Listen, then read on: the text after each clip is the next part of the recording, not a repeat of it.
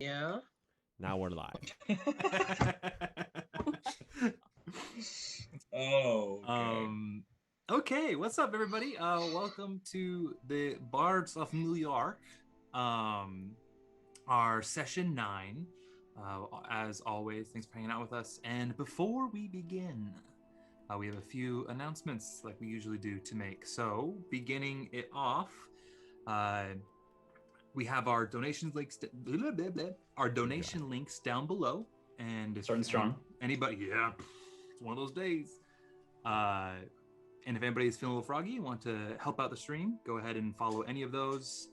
In the same vein as that, please, if you haven't yet, resubscribe to us on Twitch. If you like what we're doing and you want to support us, that money goes to us and it goes to improving the stream. And also, we also have our DM service that we are building right now.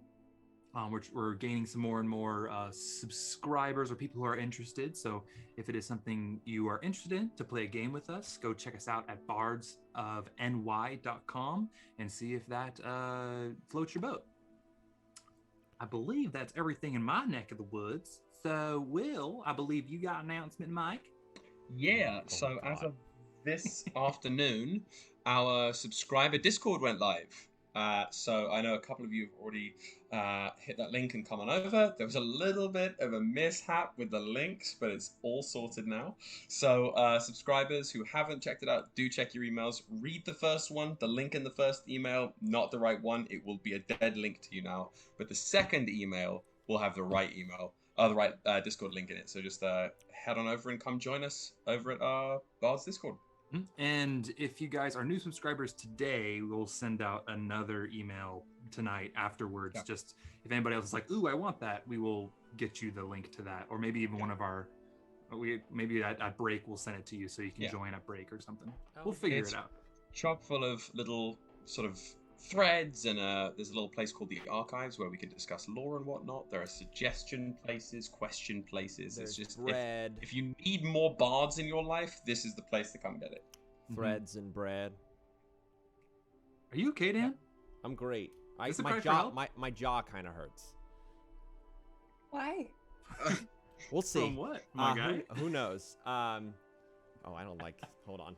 There we go. Okay. Okay.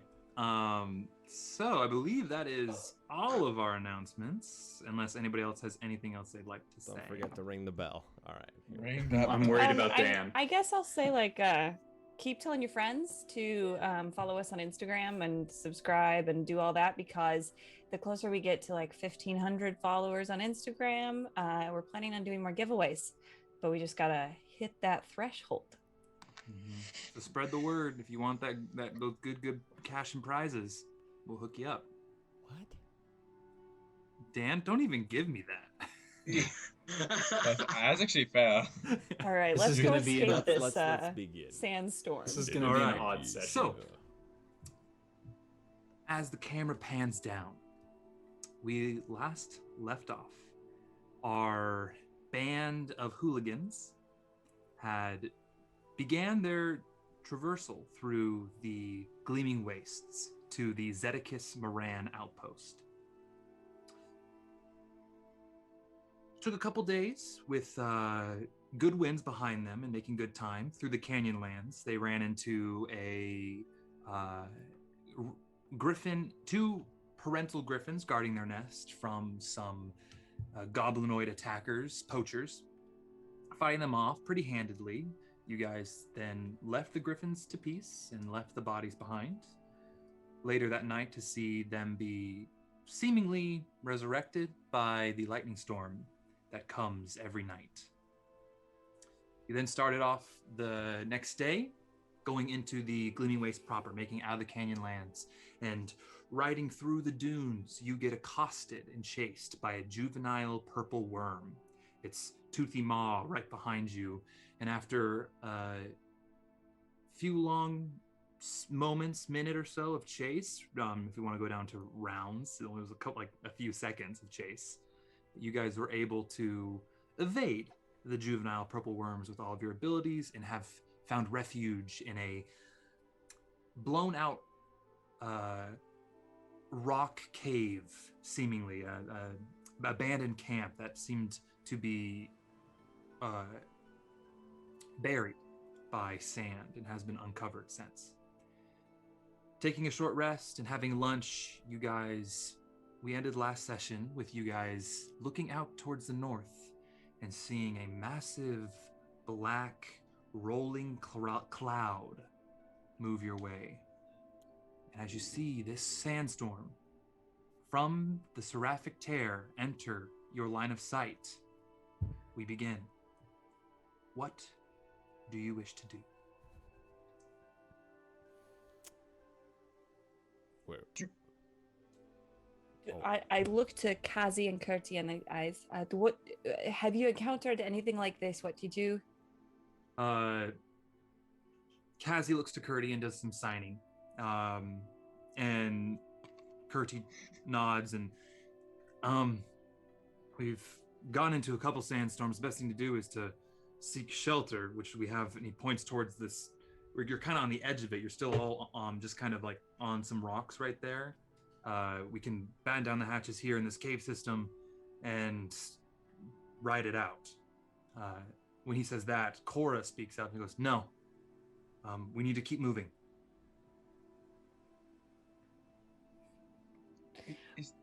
It seems like the two of you maybe have different thoughts of what we should do. Roll me insight checks, everybody.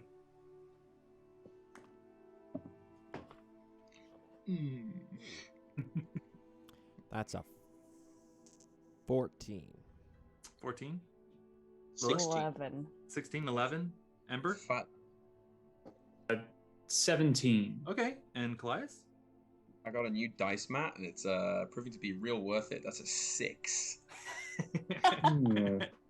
Okay, so I would say Ryujin and Ember, you guys notice Cora, she's sweating.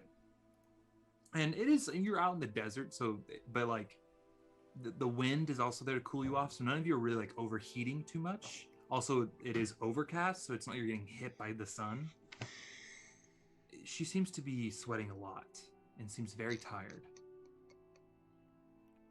Are you not good with the sun? Cora kind of snaps back at you and goes, no, I'm fine. I think we should make as much ground as possible before that storm hits. We got maybe an hour or two, and we can probably find another. Does she seem injured or afraid? Roll me with my insight that I just rolled. Yeah. Like, what was like? She seems off, but is she like trying to hide like an injury, or is she definitely not afraid? She seems exhausted. I think with that roll, that'll get with an insight. That insight will give you if you wanted to maybe do some more investigating. If she would allow you to, is another question. But it's more of like a desperation, and like she just wants to keep moving. Yeah, I just wanted to like narrow it down. Absolutely. The good question. I think we can just make some more time and get to another shelter by the end of the day. We may have some time before that thing hits. Kurti kind of goes, I don't know. It's not really something I kind of looks to the rest of you like, what do you guys feel? You guys are paying me for this, so. I have found previously if a large wave or sea storm was to be hitting our island, it would be best probably to stay at home rather than to try and go sailing. Is that not applicable here? Cora, is there something that would happen if that storm was to pass us by that we do not know? She looks at you. I don't know, Kallias. I want to keep moving. I think we're making good time. I'm worried if that worm, if it's just circling around us, we may have a chance to get some good distance. I'm gonna message her really quickly. Did you see something? like see something? Just like whispering into your hands. Just like it's like really, really piss poor ventriloquism. Like you don't hear any voice, you just see the like. Yeah. Yeah, stop for a second, and you you hear, "No, I'm just nervous, and I want to keep moving." Well, I would say that given how far it is, and that's 100% the direction we're going, correct? Yeah, north.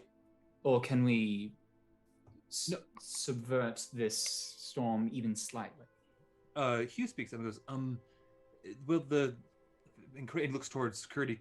Correct me if I'm wrong, but I believe the outpost is to the west of us, roughly. Maybe slightly north, but the storm, and he looks up towards it and kind of like takes a deep breath in, like that's coming directly from the north. And it's still a distance away. It's about midday today, and it's still a good, like you see it because it's huge, but it is not necessarily like right there on you. Honestly, I think that we could try our best to get as far as possible.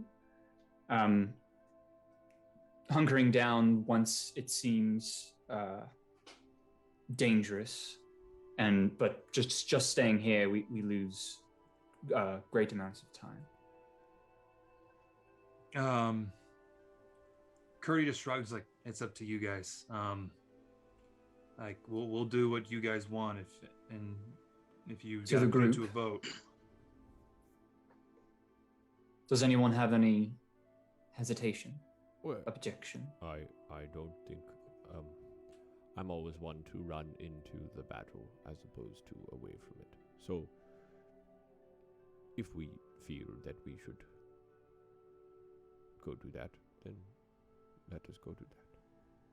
I feel like I'm gonna say a dissenting opinion here.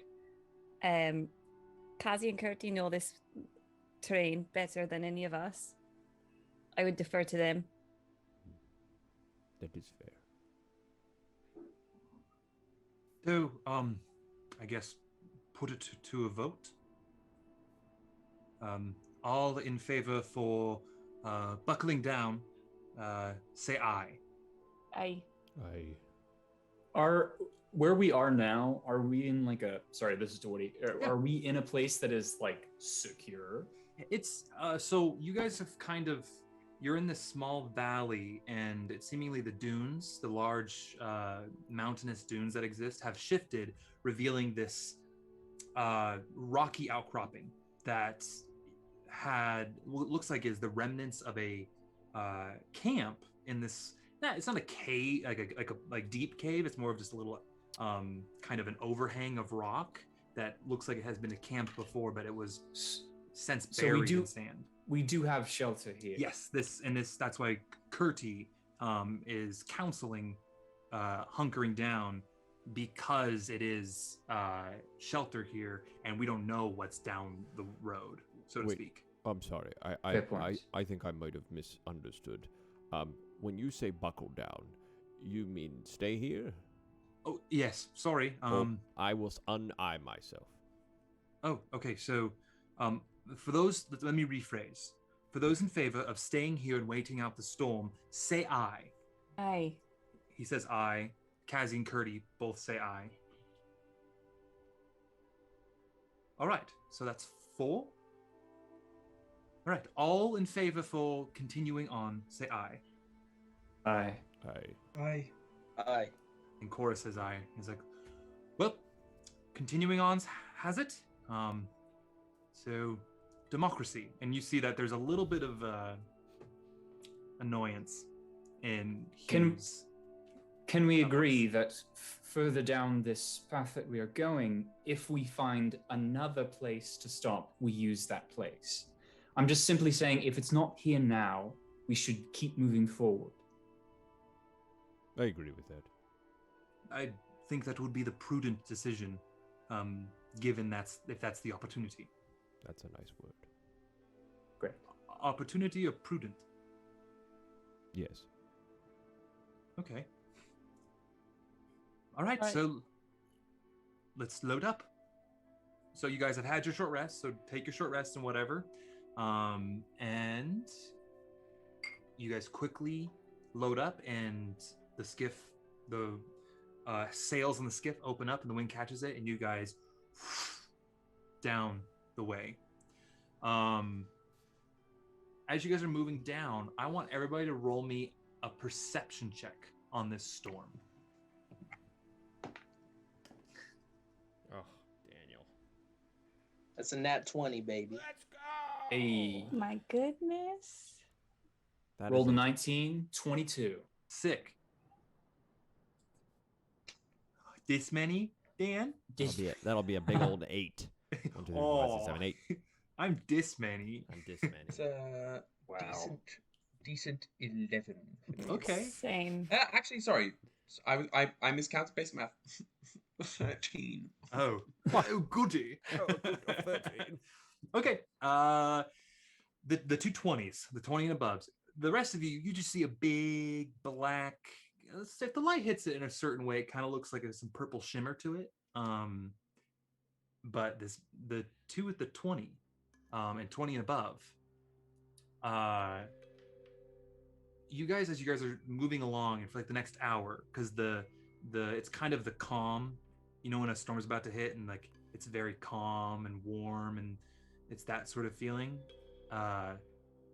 You guys look at it and you see the clouds of the miasma, especially you, Ryujin, seemingly as the purple clouds hit it, as they kind of churn up and it like hits up into the low-hanging miasma, they react to each other, and not necessarily in a what's the word I would use, like a codependent way.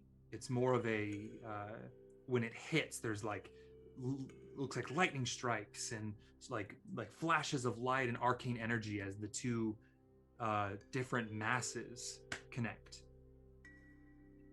So basically they're opposing. You can infer that, yes. But so that is information. You guys continue down. Everybody roll me.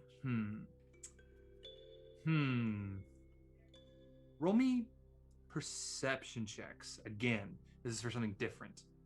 This is for trying to find shelter as you guys are moving on. Ooh, we didn't roll as There well we this go. time. There we go. That Kallias is. continues to trend upwards with a 15. Okay. I'm trending way upwards. That's a 19. Okay. It's 18 for me. All right. Parallel lines, baby. All right. Wait, so does that mean 11? 11. It means 11. Okay, cool. I just wanted to make sure. And Lilith? 6. Okay. Ryujin and Leonidas? Leonidas. Leonidas. Welcome to Leonidas. That sounds like an STD in the Leonin community. Yeah. Dude, I got the a Leonidas. bad I case got of the bad Leonidas. taste of the Leonidas. Oh. I got a moist Makes mane. you revert to your No, a moist mane. God. Oh. I'm gonna I have never to wanted to ask hear that be together. Excused. All right, well.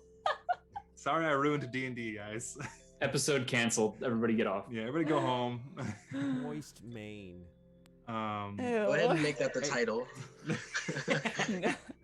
Well, we'll see. It'll be a title sometime. I'll make sure of it. But the two of you, you guys are like Ryujin. You're able to climb up into the sort of. There's a pseudo crow's nest on this sand skiff, more of a small like leaning platform, and it's not really. You guys keep moving through, and with you guys working together, even you don't really see any other rock outcroppings, and the storm is getting closer.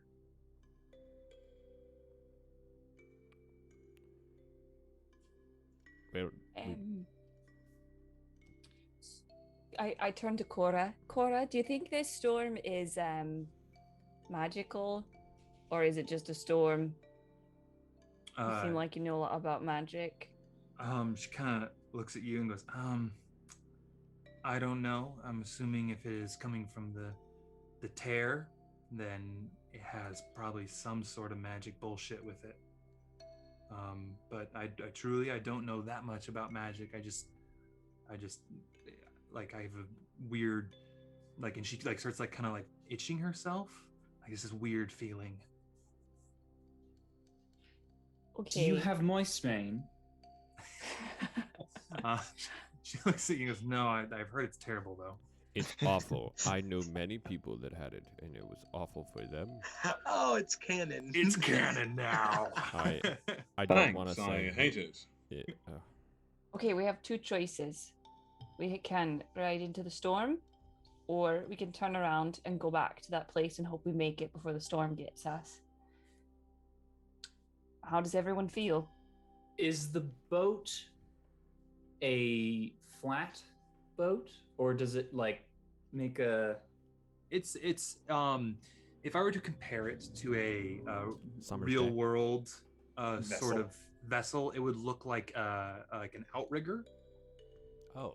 I'm gonna need better description than that. You know the like in like the Oceania, there's the like the large canoe with the kind of the outside balancing other prop. I don't know what the proper term for it is, but in the sails kind of in the middle. Looks like that, but instead of just like two bars that reach out, it's a platform. So it's like basically two sled wheels, canoe-looking sled wheels, and a mast. So it's not really like, it's not aerodynamic. You can't really turn it over. You could, but then you guys would be lacking a shelter. It's not like you guys can hide under it, if that's what you were referring. That was my great idea. That's not exactly how this is built. It's like a fancy raft. Yeah, like a raft with it's like a raft bobsled. A raft with training wheels. Exactly. Yeah. Yeah. Okay, I can visualize that. Yeah. So it's not necessarily built to this raft. I mean, that'd be a great idea for like somebody else to build a raft in the future. Now that you think about it, it'd be a smart thing to do. Woody, you dumb DM. But no, this one is not built like that. Awesome. I worry if we turn back, we would be caught in it. Since we are moving, we best keep moving. Roll me a nature check. Who? Ryujin. It is your favorite terrain. Yes. That is. Hold on. A 19. 19. With that 19, you definitely would know if you guys were to turn around, it's gonna hit you. So you would just be losing distance and in the storm. Are we currently feeling a wind coming from it, or are we still in like a dead space? There's a good breeze coming from it, and they've kind of positioned the sail that you guys can kind of cut that wind and use it to go forward. So it is in your favor. If you were to go back, it would be in your favor. But and how far away is it? I would say it's gaining on you. It's maybe about an hour and a half away from you. If we go towards it and then curve around and use its momentum of wind coming from it to come back down to the outpost, it could give us a boost. I've seen on the coast, I've seen these people use long pieces of wood, and they would paddle out on the wood and then turn around and catch the waves. Wait, say more. There's not much more to say than that. I'm just simply saying we could, if we are going to either be rolled over by it or we can use it to our advantage, perhaps it could be helpful. That sounds gnarly. Curdy goes, kind of speaking, goes, I think that's going to be our best bet. That's a good idea. I don't think we're going to find any sort of good shelters by any means until then. But I think once we can, using that power of that storm to maybe get as much distance as we can and ride with it, than ride against it.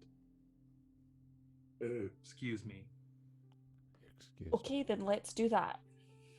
Okay. Let's make a slight curve to the north. All right. So you get to a very slight, like you still need to use that wind because, or else you would just be, if you're going straight into it, the wind would stop you dead and you'd just be at a crawling pace. Yep. So they start kind of just barely and kind of moving their way up the channels of the dunes when they can, kind of cutting in between them. And as you do it, you see the storm get closer and closer. And now that it is a veritable wall of sand coming closer to you, you see that it is this shimmering black and purple veins of this colored arcane sand coming your way and kicking up the golden gray sand of the gleaming waste and kind of mixing it together to where it's this purplish gray cloud down low and turning into this like dark black cloud up above, and it's just this massive wall. And as you get closer, Kazi goes to each of you and ties a rope around you into the battens on the mast. This was like Treasure Planet. Exactly like Treasure Planet. Yeah. Oh my God, it is like Treasure Planet.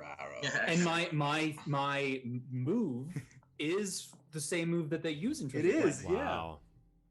Yeah. Treasure Planet, friend of the show. Or in literally friend of the show. I wish. That'd be cool. I want something to believe. To be real. Oh, to be real. It's been a long time since I've heard that song, guys. Okay. Wow. Okay. I've used that for if you're gonna come correct. But just so we're. Okay. So well, I was hoping everybody would join in with me, but I guess I'm just a loser. It seems like you're alone. Okay. Fine. Guess you all are gonna die in the storm. Belong. There we go. Very specific memory with that song. You guys ride up you've kind of gone past more of an area with dunes, and you've hit sort of an area that's a little bit flatter and more like there's a little bit of scrub here and there. It's just kind of a different small separate biome of this desert. And as it comes up, it gets closer to you. And this is where we're going to begin the group skill check. Oh my God. And usually I don't tell you the DC you're all gonna have to hit, but I think it's gonna be kind of fun for like the mechanical tension and suspense. So there are going to be 7 groups within this. And there's going to be Kazi and Kurti are going to do something. Cora and Hugh are going to do something. And each of you individually are going to do something.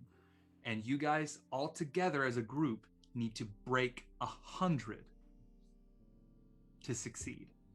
Jesus. Wait. Hey, come on. We could do it. We could do it in 5. You could. If you guys all roll well, you could. You know what? We all need 4 nat 20s again, like we did last If you guys all do get it. like 3 18s and then like a couple 10s, you're probably good. I will put this out here. My proficiency skills are doubled in my favorite terrain, so we have that going for us. Do we get do. something? Don't we get something from that? Am I wrong? Have I been playing the other ranger wrong? Yeah. I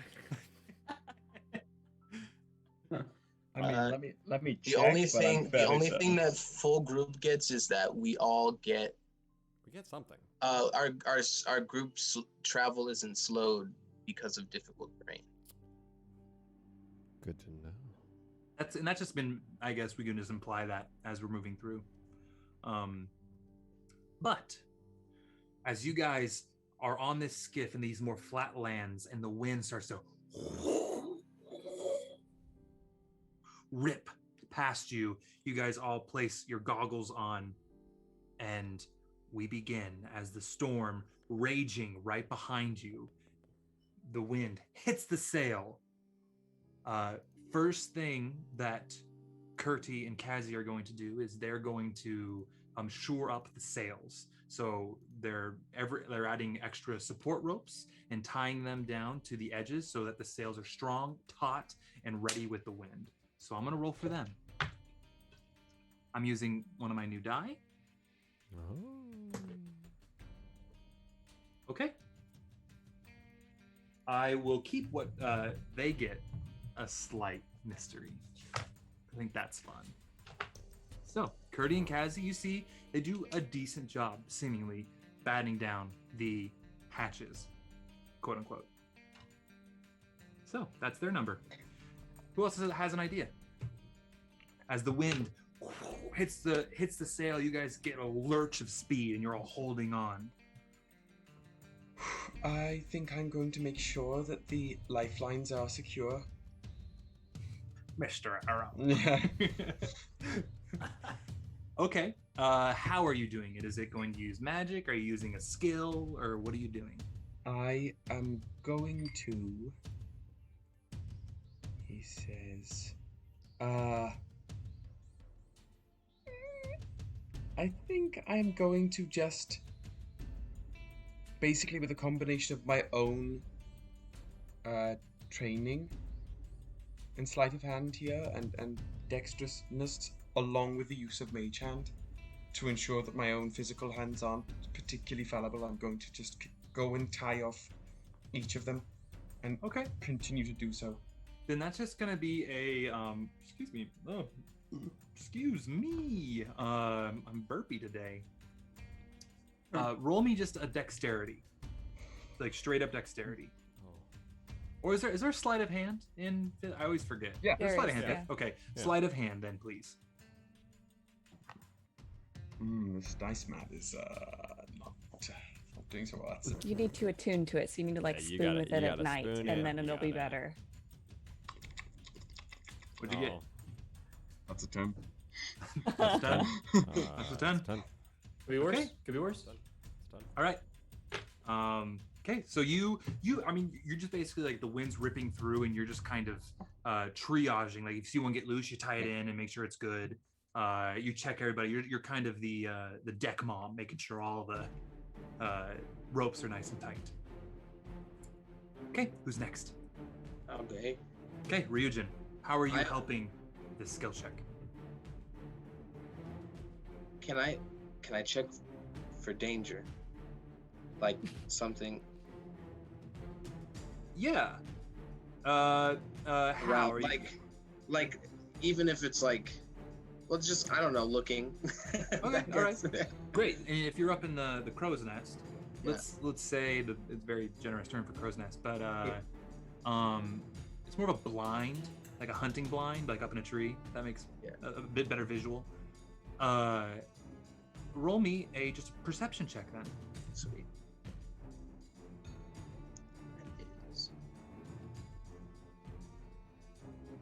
Dun, dun, dun, 24. That's the music I have 24. playing right now. Woody. Ooh, okay, 24. That's a nice bonus to you guys. All right.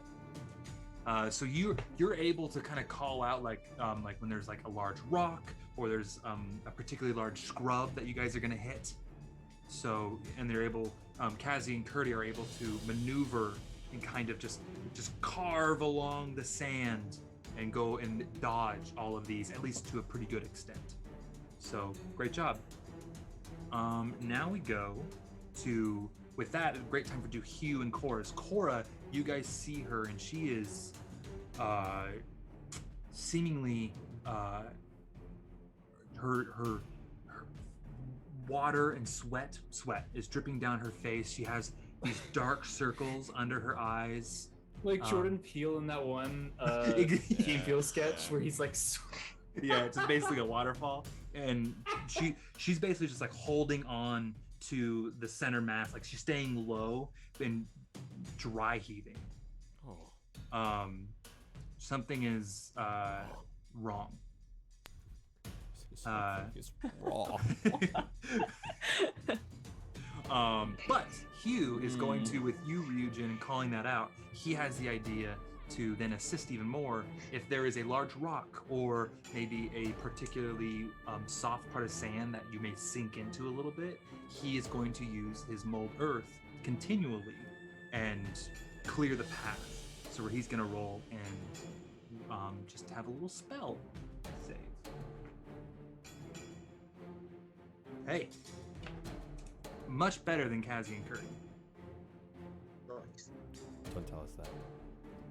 We're talking like low numbers with Kazi and Kurti? Not necessarily low, but not high. Let me just add up what I have so far. Doesn't make me feel good. No. Okay, so this is great. I know. So you guys, I won't tell you the number. If you guys probably added up to yourselves. But who is next? I didn't. I'll go next. Could I do something in terms of strength, like holding like the mast? That sounds like the beginning of a porn. Okay. I think since so as you guys are moving on, if I can jump and help you out here, Dan. For sure. As you guys are, the storm keeps like just beating on this skiff.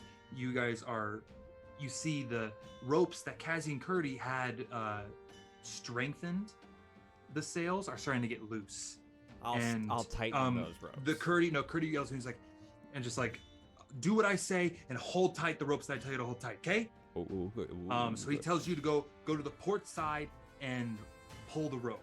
So basically, like as he's turning, he wants you to brace the sail to keep it nice and taut as he's turning and keeping it towards the wind the whole time. So roll me a strength saving throw.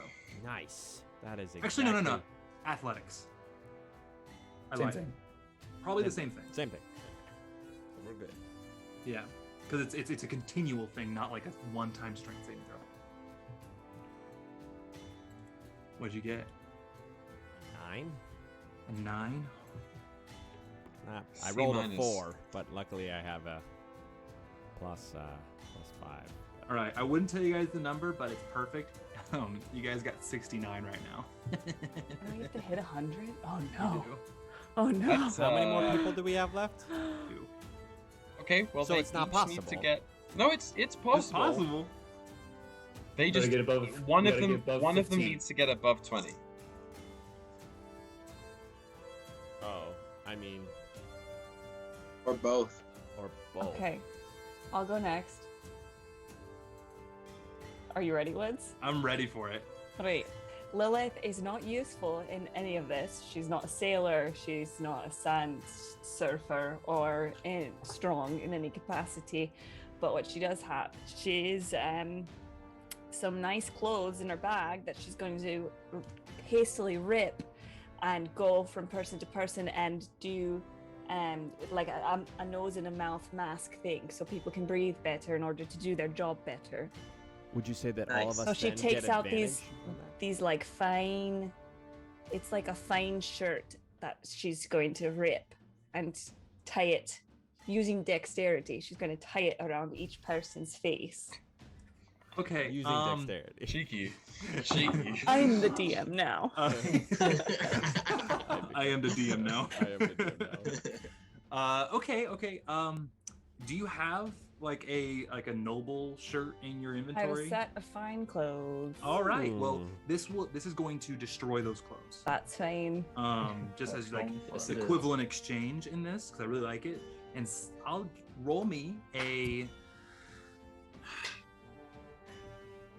lady's choice dexterity saving throw or sleight of hand. And if it's the same, Like, I don't care. it's likely the same. It's the same. Yeah. Okay, I don't know if because maybe you have expertise in sleight of hand. I don't know. No. Okay. It's making me regret my decisions though. Well, here we are. Okay, so do I have advantage or just a straight roll? Just straight roll. Yeah, I don't have advantage. Straight roll. Depending on how well you do, it may influence if you guys get additional points at the end of this. So we'll see. Right. Like football? Yeah. Nice. Ooh, it stayed on 1 for a hot second. I got really nervous. But okay, that's a 19. Okay. My mind is older. It like danced on crit fail and then like That's 88. That's 88. Come on. 12. 12 is what we need. All right. Oh. Okay. Finally. Ember. Light us on fire. Staring back at the storm, standing, just kind of watching, clutches lamp pendant around neck. So, probably about to die, unless you enjoy your money finder and find me amusing. It would be extremely helpful, and I wouldn't be dead if you were to assist in any way. Okay. Saying a personal prayer, in a way, roll me a persuasion check. Okay.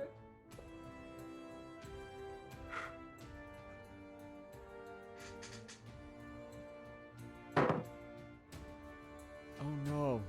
What'd you get? What'd you get? 15. Oh, thank God. Thank God. So as you have your goggles on, and Lilith comes around and just quickly wraps her fine clothes around your head. As I'm doing it, he's saying the prayer, and I look over to Kallias and I go, "Is he praying?" I imagine it's kind of like that scene in Forrest Gump when Lieutenant Dan is yelling at the storm, but not as drunkardly. Just kind of my head where it goes. They must have made some kind of deal. All right. Well, you finish this prayer to your patron, and you hear this voice and this kind of like sour, electrified smell that had come through before. A fresh air smell comes. All of you kind of surround you for a second, and you guys kind of feel this like sort of a release of this pressure, and you hear Ember, "Honey, I got you. You just have to get me too later, you know?" All right, hold on tight, kids. And you guys feel this sudden extra lurch of speed. And you guys, this thing usually clocks about maybe 4 or 5 miles an hour, well, on like regular winds. You guys are going well above 10. Nice. You're like a fast golf cart right now. We're like a golf cart on speed. A go-kart, maybe. But you guys are maybe even like you peak at 20, which is whoa! That's school zone speed. Come on. Yeah. That's very funny. But you guys are able to, for the next, as the storm pushes through, continue on, and at a certain point, the storm starts to die out just a little bit. It just kind of turns into this dust cloud that pushes through. And it gets to a point where Curdy's like, "Okay, all right, I think the worst is past." And it's just kind of, all this dust is just everywhere. It's hard to see. You still have your goggles on. It's still windy, but it's not ripping through the sails. And you guys are able to move on forward. You just barely succeeded. Wow. By 3 points. How exciting. Way to go, guys. Okay. So, as you guys continue on, roll me perception checks to see if you can find some shelter for the evening. That's a nat 20. Whoa. Friends and family. Another 22. 21. Okay. I got a 9, and I'll be looking elsewhere. No shelter for me. No shelter for Leonidas. You guys are fine. I'm gonna go on there. I'll go that way. So even through this kind of post-storm wind, the dregs, as it's passed and died out, you guys find this outcropping of rock. Not so much like the nice cave that it was before, but it is at least solid ground that you guys could maybe set up a tent. And there's a kind of a slight couple large rocks that can block some of the wind coming in to provide a little bit of shelter. So in a place where you guys can, again, burpee today, settle down and have a nice long rest for the evening, as it's now the sun is setting. So you guys pull in. The winds have died down enough to where it's just still kicking around dust, but just a slight breeze at night. The wind does die down in the evenings, and you guys have the evening to do what you wish.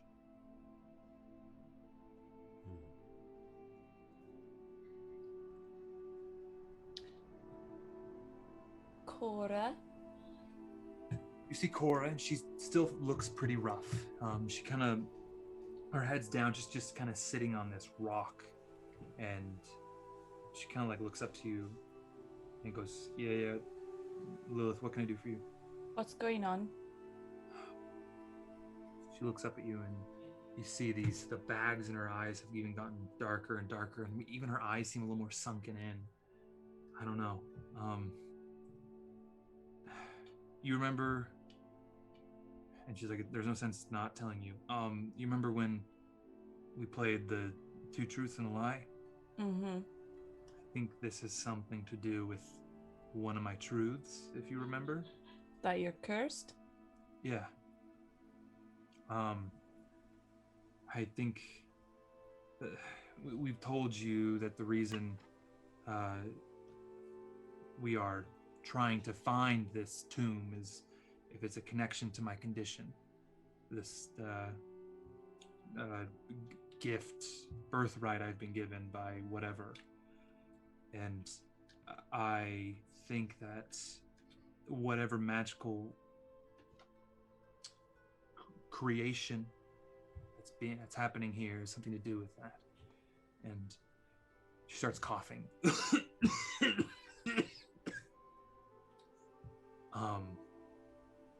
I think something's wrong.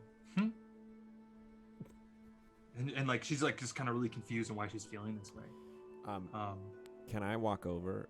I hear her cough. Can I walk over and I'll hand her the jar of pickle juice that I have. The pickled cactus? That's what it is. Mm-hmm. It's got some juice in there, right? Yeah, it's got some juice. Okay. Some vinegar. I go up and I say, this is a pickled cactus. It's got some juice. Are you speaking in Draconic? Whoa. Right then. This is a pickled cactus. Leonidas, I don't speak Draconic. Oh, right then. This is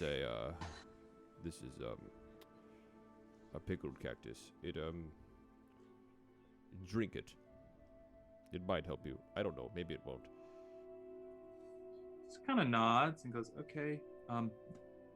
Thank you. Yes. Be careful though. The cactus will fall out. Can I eat the cactus? You do whatever you want. Kind of shrugs and like cracks the lid open and pulls out one of the kind of the spears of cactus and eats and chaunches on it. A hearty chaunch. We're going. Something is happening. Banning 1,000 today. I do like a chaunch on my cactus. Hey guys, after this, we should all go out and get a nice chaunch. Dude. A chaunch to eat. Chaunch. Yes. I'm confused now. Is it a spicy chaunch or a refreshing chaunch? We don't know. Spicy chaunch is the name of the episode. You cannot fucking tell me it's otherwise. gotta be lion. Moist mane. Moist mane. Anyway, so, Cora, okay. should we be concerned about this, or has this happened before? Or is it just because you're getting closer to probably the source of your curse? You see, she kind of looks at Hugh, and Hugh shrugs. Cool. So no one knows.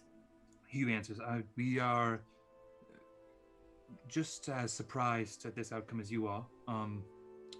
Maybe it will get better as we maybe get underground, or I'm unsure. Is she still sweating? Yeah. Even at night, where at night it cools down, so like having the fire keeps you warm. If you were to be without a fire, it'd be very uncomfortable. Like a desert, you know. Are there any like small rocks nearby? Yeah. Oh yeah, definitely. So I have a question. Yeah. Now. Well, I guess I asked two, but this is my third question. Can I use the cantrip Frostbite to like make these rocks cold, wrap them in something, and give them to her as like an ice pack? You know, you can certainly try. Okay. Well, I'm gonna try it. Yeah. Okay. So you find like a nice sort of ice pack shaped rock, and you cast frostbite on it a couple times, and to the touch, it is cooled down quite a bit. Might I also suggest you could use a water skin?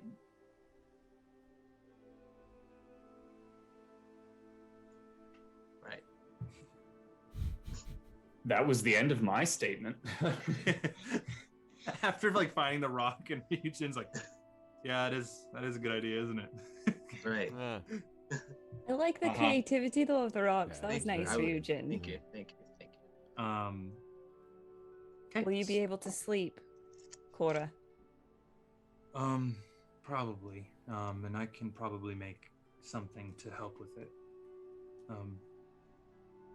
I have some uses of herbs and stuff. The pickle is hoping. I mean, it's food, and it's I'm not coughing as much. That's right. Pickled, man. Pickled items. It's good for you. Yeah, you know, those probiotics will probably help with the dry heaving. Yeah. And you see her just kind of like, I'm just gonna put my head down now, and like she takes the rock and the. I mean, do we do? Oh my gosh, do we do a water skin? Yeah, let's retcon that one. Ignore my rocks. No, I like both. Okay, I like those. I think a little bit of both is great, and Cool. she puts the water skin in the back of her neck, and just kind of like holds the rock to her chest. The water skin keeps the cold a lot longer than the rock, but you see that there is some kind of relief to her as well. It's comfort. Yeah. Great. That's actually gonna help her a lot. Anything else you all wish to do? I am going to wait until right before everyone is asleep. Maybe Cora has already gone to sleep, but at least when people are away from her, I am going to... And I can't remember how much time I have to spend to do this, but I'm going to spend the necessary time to do it. But I am going to quietly and surreptitiously unattune from my periaptive wound closure and just put it around Cora's neck, perhaps when she is not quite aware of it. Okay. Yeah, you see her kind of, as everybody's kind of passing around their rations, getting the meal in. There's not really a lot to cook. More of just kind of passing around jerky. You surreptitiously head on over and just place her on her neck, as she's sort of like half in a daze of just fever.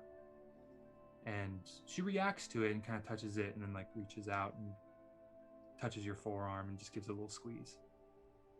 And you hear a very faint, "Thank you, Kallias." Mm-hmm. When Ember is away from everyone, or when he's just sitting there, Lilith is just going to stare at him for a while, just like trying to read something on his forehead. And then I say, "I didn't know you were religious." Desperate times. Who are you praying to? When I was a child, my mother always taught me that as long as you're praying, it doesn't matter who it's to, somebody will be listening.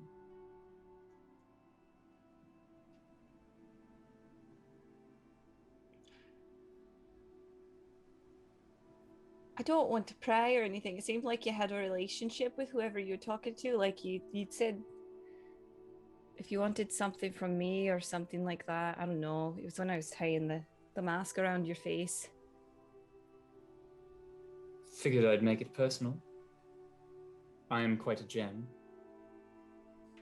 Are people quite religious where you come from? Do Tapaxi follow the same gods as everybody here does? I wouldn't say follow. They believe in the Cat Lord. Not making it up, actually. It's kind of a trickster being. I'm not sure. I was never really into the whole that thing. It seems antiquated and not really important. So you weren't praying to the Cat Lord? if the Cat Lord was listening and helped, then I would be appreciative of the Cat Lord. Cat Lord, Cat Lord, Cat. You never know when they're listening. In the distance, you hear. You're welcome. Okay, Ember. Well, maybe that's what helped us get out of here. Thanks for praying. Anytime. Before was there more to the prayer?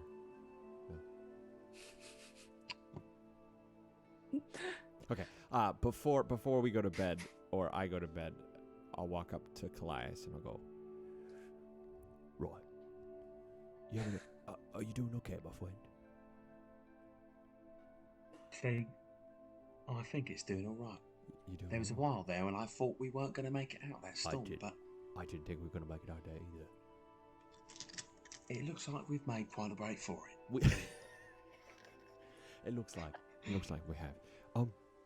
I'll say, are you a bit nervous to be where we're going? If anything, I'm quite excited to go where we're going because it's the most familiar thing to me that we've done so far. All this nonsense talking around in cities and dealing with people going to the docks and whatnot, all these shady deals, that's not where I'm from, isn't it, mate? Right. Now,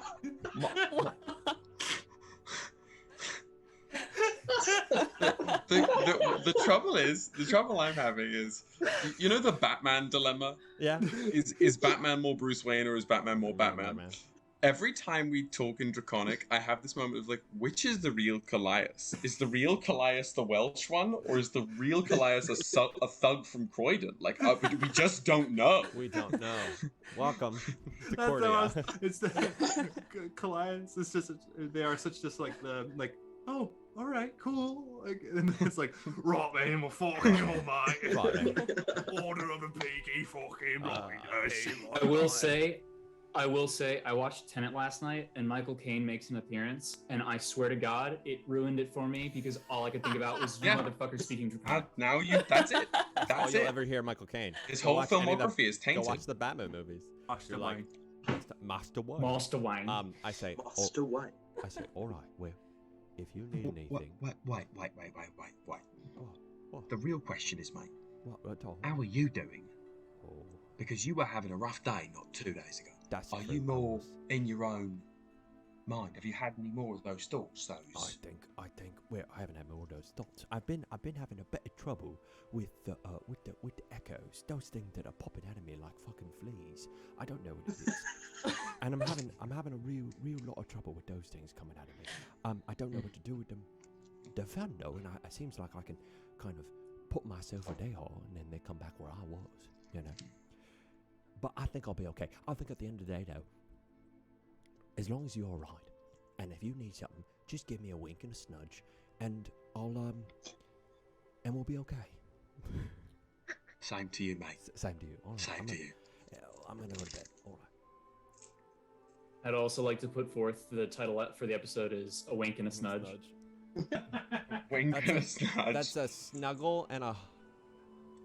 No. It's sexual.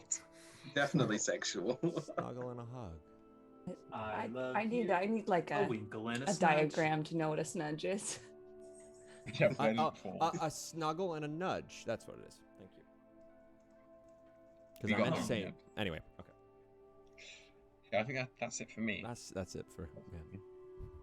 Awesome. All right, I'm just setting up a just in case he's nap really quick. All right. Anything else that you folks wish to do?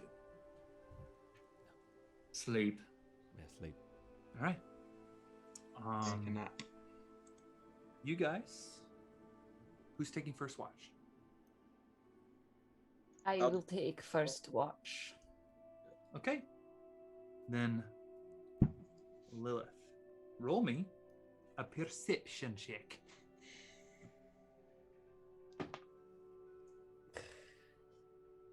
That's an 11. Okay. Roll me a percentage die. Oh no. Oh no. Okay. 38. 38. Okay.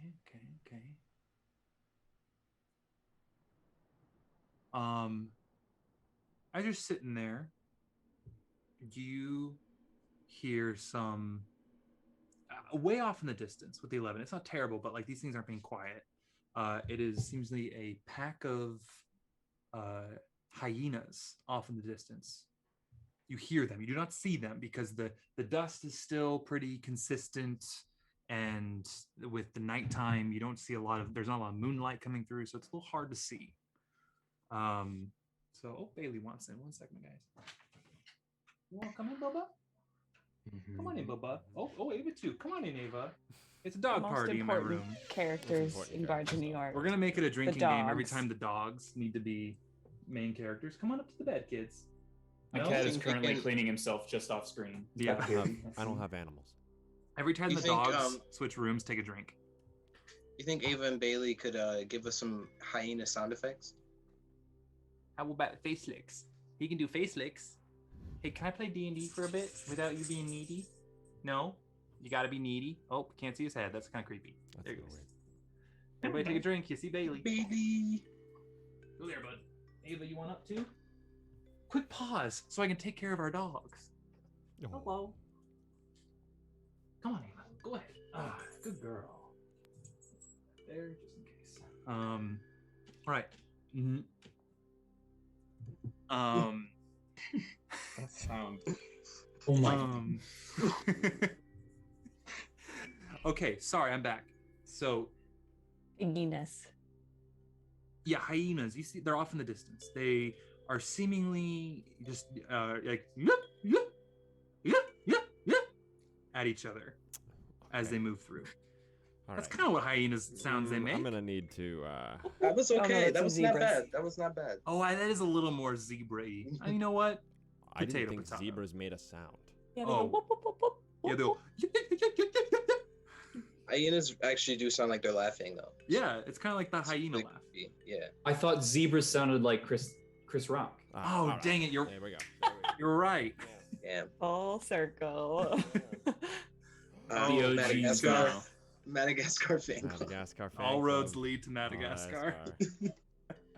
So are we attacked by these hyenas? What's going on? What? Seemingly no. They are Seemingly no. Seemingly no. Hmm. But it is a live pack of hyenas off in the distance. It's just one of my encounters that I have on the table. Well, during my watch, I'm wary of spirits coming to me, so I'm a little jumpy. That's all. Okay. Roll me. Just with that, roll me a wisdom save.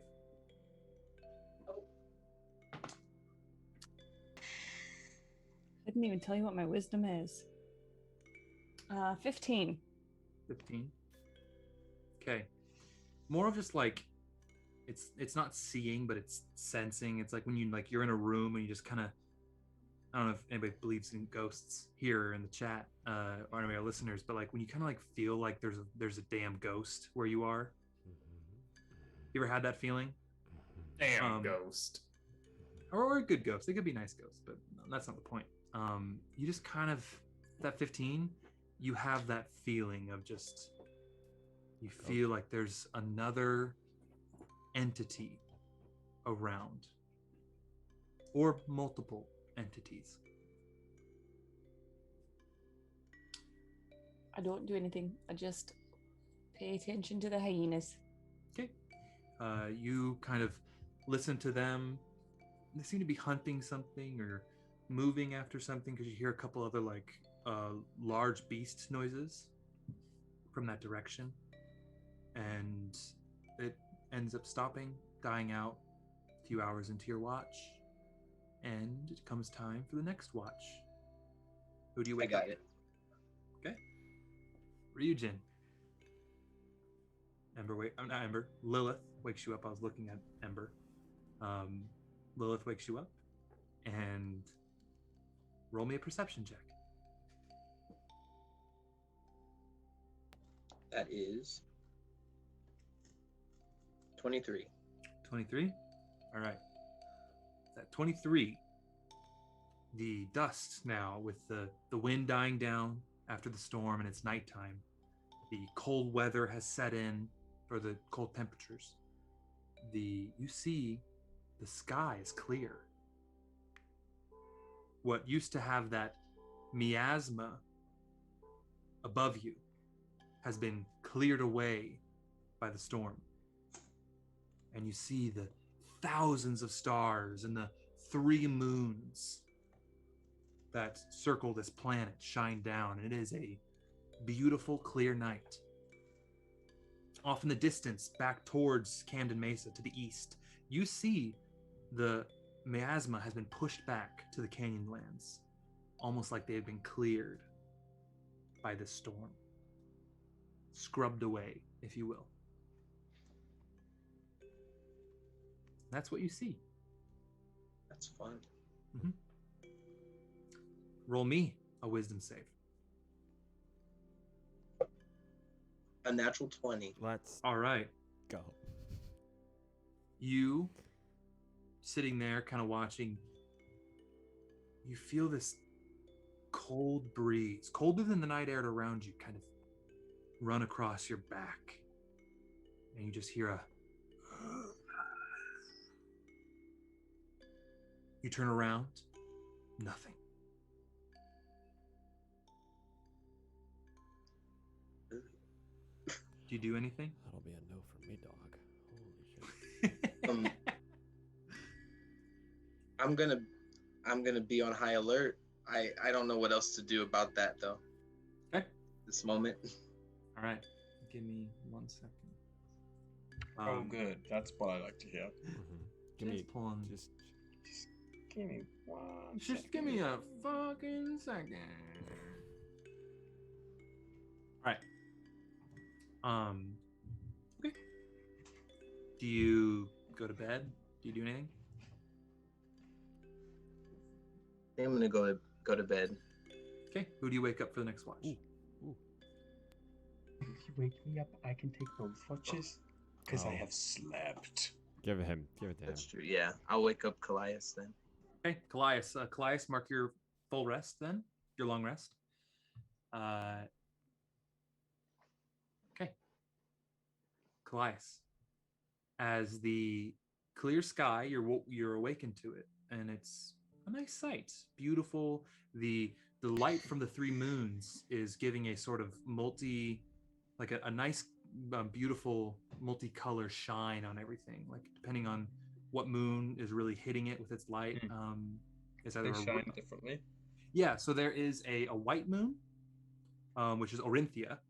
There is a big red moon, or not a big red moon. A small Orinthia is the largest, and it's a big, like kind of like our moon, but Big red big dot. Right.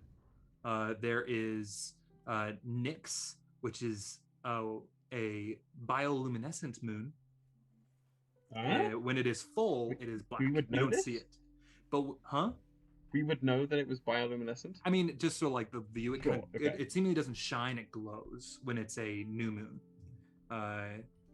It just has like a faint green glow off in the sky, and then there is a red, and that one's called Nyx. And then the other moon. Oh, forgive me, I don't remember the exact name of my moon. Give me 2 seconds. Let me pull it up on my calendar app. Primus. Primus shines a bright red. Okay, and you said Orinthia was the largest, right? And on this date, which it is the 52nd of this month of Orun. So Emily Tenenbaum, friend of the show, trying to avoid being seen as much as possible by rolling behind me. Primus is a waning crescent. Nyx, the green part, is also a crescent. Waxing gibbous, is that how you say that? Anybody know the moon phases really well? Gibbous. And then Orinthia is just about first quarter rising. So right, okay. They're no full moons, but they are beautiful, and it just kind of gives a nice light to the area around you, giving you actually pretty good view as well. But roll me a perception check, por favore. Can do. Ooh, that's gonna be a 7. Okay. Well, with that 7, you're just kind of taken in with the stars and the moons, and it's just kind of a nice moment to watch. However, I'm gonna need you to roll me a charisma saving throw. That's great. Thankfully. A what? This is what I do. Charisma saving throw. Oh, not my best roll. I'm rolling pretty poorly, but with my modifiers, I got a 14. 14? Oh, close. You feel this entity try to enter you. This like cold feeling like comes over your whole body, and you start shivering, and you just kind of shake it off, and you expel this ghost out of you. What does it look like? Is this a feeling I'm aware of before? Is this familiar? You've never felt this feeling before. Okay. You were just tried to be possessed by this incorporeal ghost. It then, now kind of taking shape in front of you, and the light of the moon shining through it, it kind of turns around, being just expelled, and it disappears with the wind. Okay. I am going to... That's a no. It's going to be a no for me, dog. That'll be a no for me, dog. I'm going to try and just whisper out loud in Primordial, because it's the only thing I know that is tethered to things beyond me. Are you there? Can you hear me? What other languages does Kallias speak? Kallias is passing barely at this point at common. Okay. Draconic, Elvish, Primordial, and Sylvan very fluently. Okay. You hear in a language you do not understand, just on the wind,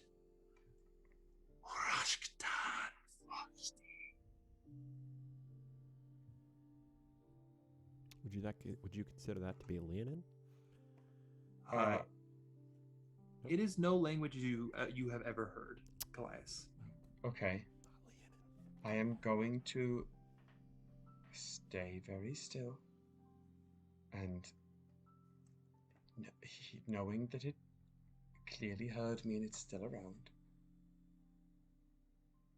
just speak again in Primordial, because that's what it responded to once. If you do not make any aggressive moves, neither will we have to. Yes? There's no reason to be hostile, is there? Roll me. Lady's choice. Are you intimidating, or are you trying to persuade? Definitely, I think trying to persuade. Okay. Though it doesn't matter. Then yeah, roll me your whatever, just for the vibe of you. Oh God, it was nearly a dirty 20, but it's going to be a 12 instead. 12? Okay, you roll for them. Okay. Drink. A moment passes. and you hear just a Voltage Kale. And the presence that you felt disappears. Okay. Then I am going to, for the rest of the watch, stay very alert and just sit with my legs crossed, holding my little satchel of mummy dust in one hand and my little piece of the little necromantic shard in another hand, and just sit there. I'm not going to wake anybody up unless anything else happens. Okay, it's kind of like Jack Sparrow in his jar of dirt. Yes, very much. I love it. All right, morning comes with no other incidents. Everybody wakes up. Breakfast is passed around. Anybody wish to say anything at breakfast? Anything of note? I'm assuming you do small talk and stuff, but. Good morning. I have another question for my friends from the city of Revan, as per our line of conversation a couple days ago. I think Ryujin, at one point you mentioned you speak to the dead. Yes? I'm sorry, I can't quite hear you. You're muted. Yes. Right. I have not spoken personally to the dead, but I have watched people speak to the dead. Lilith, you mentioned that this is not something you have done, but it is something you are also familiar with, given your history, yes? Aye. Well, it is a rather amusing story. But I am fairly certain that I had a conversation with, something last night. And when I say conversation, I do mean it was a bit one-sided because neither of us could speak the same language, and also at one point it tried to, enter me or take control of me in some way. And I was wondering if this was something that was a usual occurrence in these parts, or if this was perhaps a little out of the standard. No.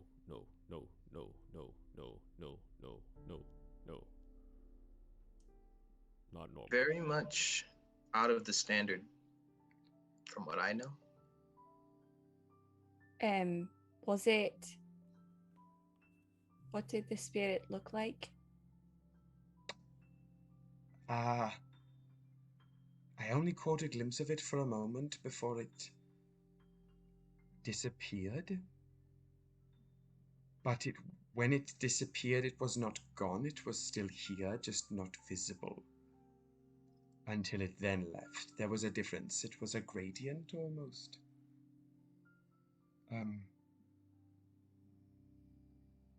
Hard to describe. But it was not particularly pleasant to look at.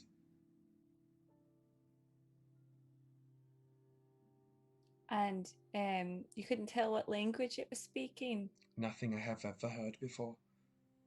I spoke to it in the language of the gods, and it knew that I was speaking to it when I was speaking. But when it replied, it was not something I understood. But given what I said to it, and what it then did or did not do, I think it understood. Well, we can add it to the long list of things that are going to fucking kill us out here. I would be wary. I am not sure if it is native to where we are currently sleeping or if it has been following us. But there is something that I think it wants from us. Now that you mention it, on my watch I did feel something sort of breathe down my neck, but wasn't there when I looked, so... Sorry, I have sleep apnea. Nice. I usually wear a mouth guard, but we don't have it here. I didn't have it today.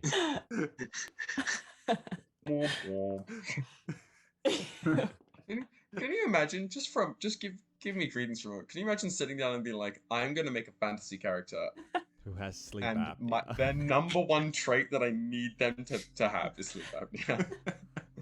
Not the most far-fetched thing, I guess, but No. definitely not No. at the At some forefront of point, my at some point, you're gonna have to roll some death saves.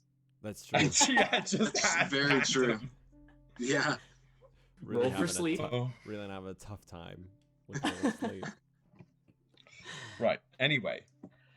I also felt something, but I thought it was something else. Because the other night on the skiff, I also saw a presence, so I thought it was just the same, but maybe it was something different. What do you mean? Just a spirit. I just saw a spirit, but it doesn't sound like it was the same spirit. If you didn't get a good look at it, were they red and had horns? No. Then it was probably a different one.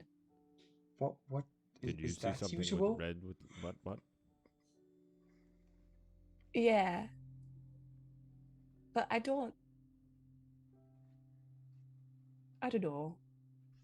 I don't know if it's the same thing yet. I don't think we have enough information, but I did feel multiple presents. I don't know. Prison. Prezzies. Last night. I felt some spirits, but I thought it was nothing. But if they tried to possess you, That was Well- the first thing they did, yes. If we don't feel it now, I say we move on for the day, and if someone breathes down your neck or tries to possess you, don't keep it to yourself. Right. Well, I have to say that I had a wonderful sleep. that's great. Yeah. Wonderful. I slept like a baby. You see Cora, who seemingly slept, but doesn't seem very restful, is just kind of like eating her food, massive bags, and just looks half dead.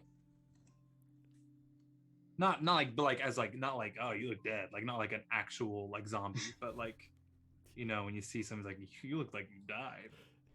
I take out as we're all getting packed up and ready, I take my little box. I grab a small sheet of paper and tear it a little bit from somewhere in my book bag, and I take the green powder out of the box. I'll make sure. You mean the green herb, not the Good. powder? Yes. The green herb out of the box.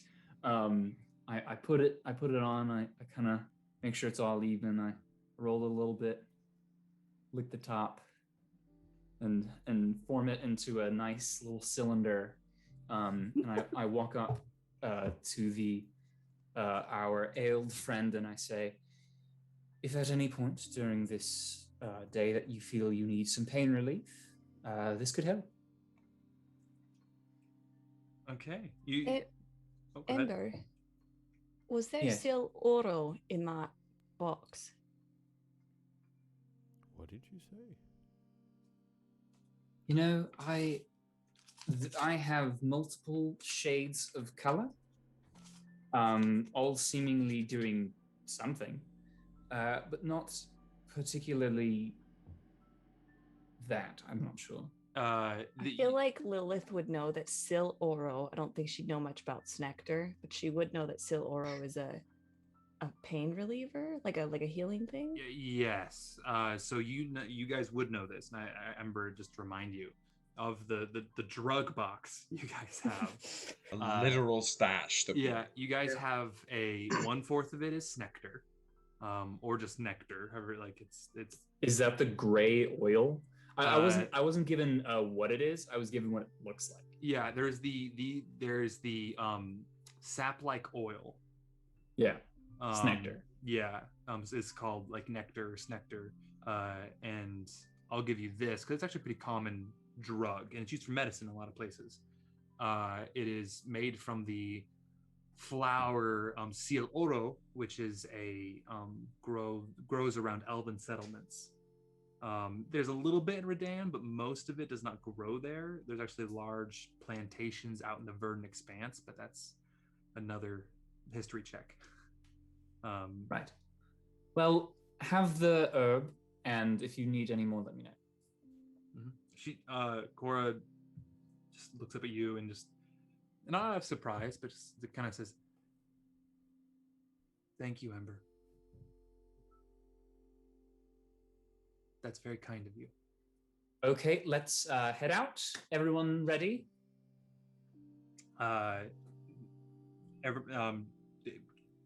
Wow!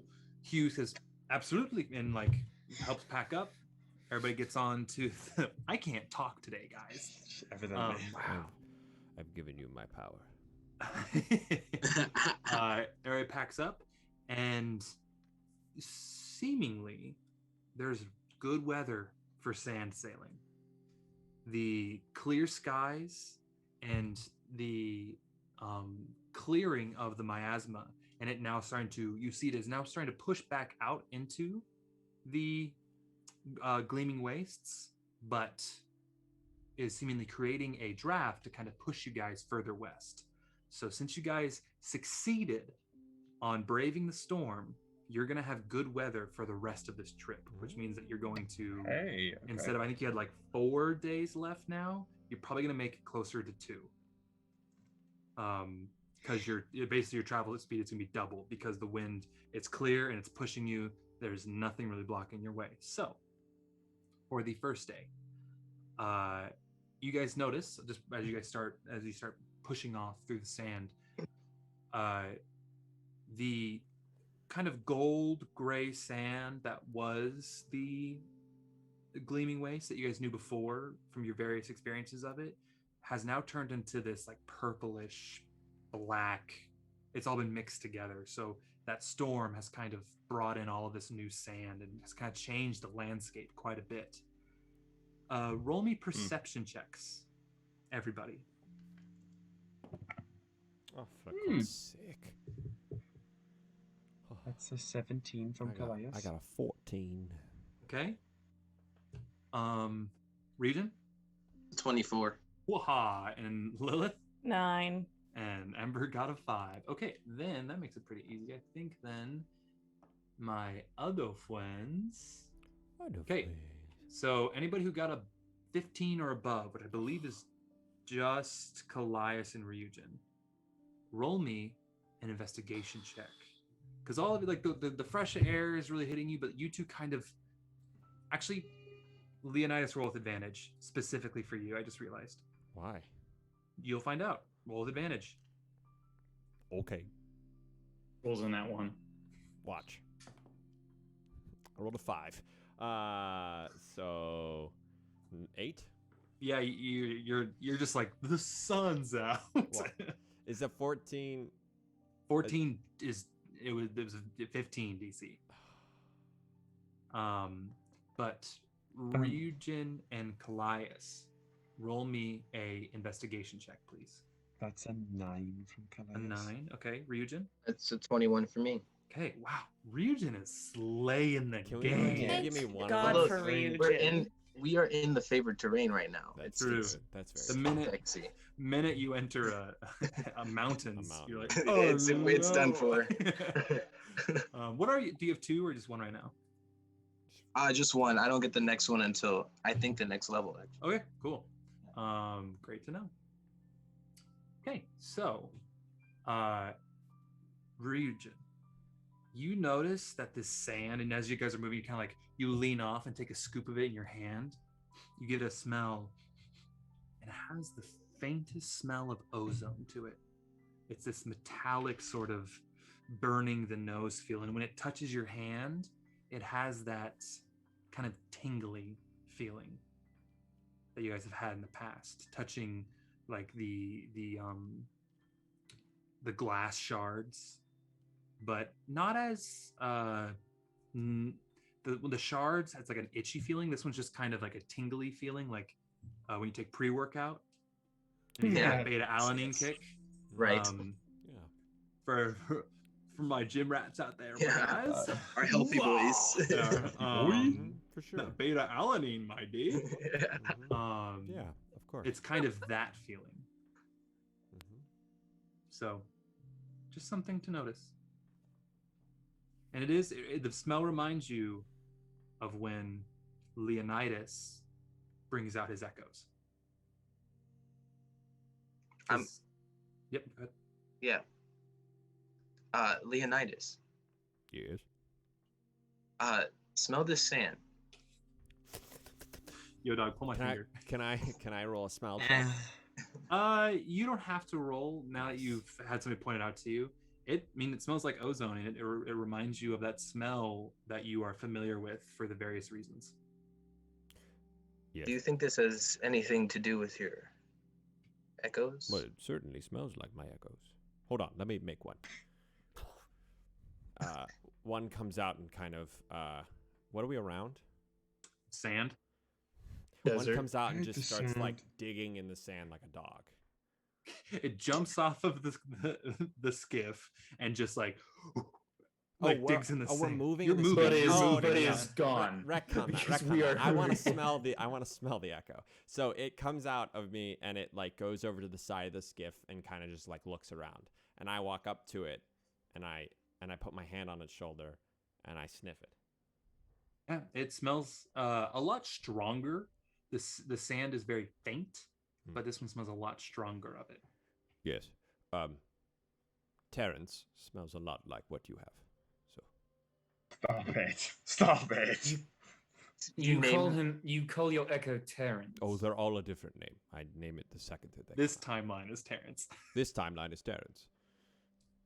He's a good but man. they're all you. Terrence Good. Goldspeed the They're second. they're different versions of me. That doesn't mean. So you're saying that in every different universe, your parents decided a different name just for fun. Incredibly true. Yes. Terrence, the one that jumped into the mouth of the weird worm thing, was Randall. If we want to talk Does it about help? Does it help to name them before you send them to their deaths? I'm not sending them to my death. That's what they're doing. It's not my doing. It's what they're choosing to do. Randall, Terrence is just standing here. I'm not fully controlling what Terrence is doing. At one point, he might jump off the skiff. At one point, he might go up the mast, or he might just disappear. If you tell him to do those things. Oh, I don't tell him to do it. At a point, I do, but some points I don't. Do I believe him? Roll me an insight check.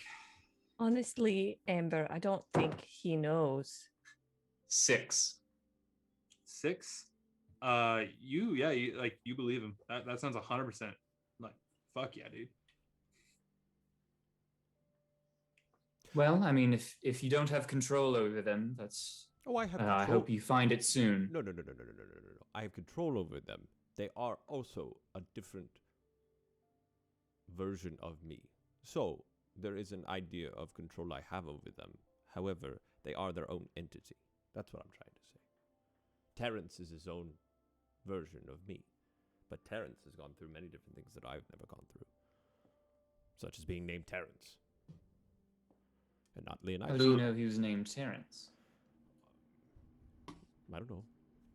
You've named him Terrence. What is in my face? Sorry. sand. Oh no. We've lost Kallias. What just happened? Oh, there you are. What? back. I've been sitting right here the whole time. Your camera popped out camera for a went second. Adorable. You'll have to understand. When they leave my body, I get a bit of a, how do you say it? A bio, a quick scan of them. And this one's name was Terrence. I really only get their name and kind of the essence of what they want to do. It's a communication between the two of us. I'm like, hey, I would appreciate it if you did this, and they go, okay, I want to. And they would usually want to sacrifice themselves to save you. No. They want to go do what they want to go do, and what I say for them to go do. It's a communication, and then a lot of times they die. So the version of you that comes out of you is specific to each moment that you need them for. Correct. Is what you're saying. Therefore, you're not actively telling them what to do, but you've subconsciously chosen that specific echo for the task at hand. It is a possibility of what I could do in that moment that I've chosen not to. Yes, Kallias. What does this have to do with the sand? Oh, I have I no was idea. wondering that same thing. I was just asked if this smelled like my echo, and I thought maybe I could summon an echo, and this is Terrence. But I don't know what we the more. sand is not Terrence. No, the sand is not Terrence. You're very right, Kallias. The sand is not Terrence. Why does the sand smell like your other selves? Well, what It we're does saying- not smell like you, No. but it smells like that you. That is But it Terrence doesn't. just- It doesn't smell, guys. It doesn't smell unique to these two things. It smells like ozone. It smells like lightning. correct. It's similar, so maybe it's of similar, but it doesn't mean it's the same. Mm. Cool. I don't think we know. I don't know. What were we doing before this tangent? You're I still. mean, you're we're just riding. Yeah, we just are checking out riding. the sand. Okay. It's a clear day I of travel just- today. Just Um, wanted to know why the sand was similar to the echoes. You see, with Terrence out, Hugh is now taken out a book, one of his many books that he has on him, and just starts taking notes, looking at Terrence.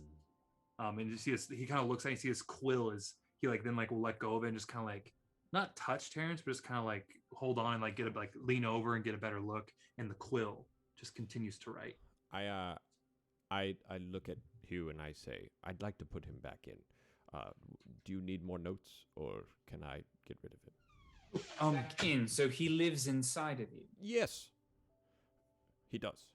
Watch, I will get rid of him. But I see that Hugh is trying to do things, and I would like to make sure that he gets all the notes that he needs. But please, I'm Right. sure there'll be more opportunities. I just And wanted to, while we were chatting. Make sure you ask Terrence's permission, because what if he doesn't want to leave? That's not how this works. I choose how it works, and I walk into Terrence. So you it's- control them. as Terrence is standing there, Leonidas in kind of just very stoically looking out over the sandy scene, just kind of Captain Morganing out. You come over and it's not like you meaningly do it. But you just take almost the same stoically pose and just flow right out of it, and then Terrence is gone. And with that, Hugh goes, "Oh, interesting." He just continues to grabs the quill out of the air and writes some more notes down. Well, I do think it is a very unique magic that I've never really heard of before. And if it is anything to do with the Seraphic Tear, I'm sure we'll find out some more mysteries and maybe understand what is happening to you, Kallias, a little bit more. I mean, not Kallias, sorry, Leonidas. I'm having strokes.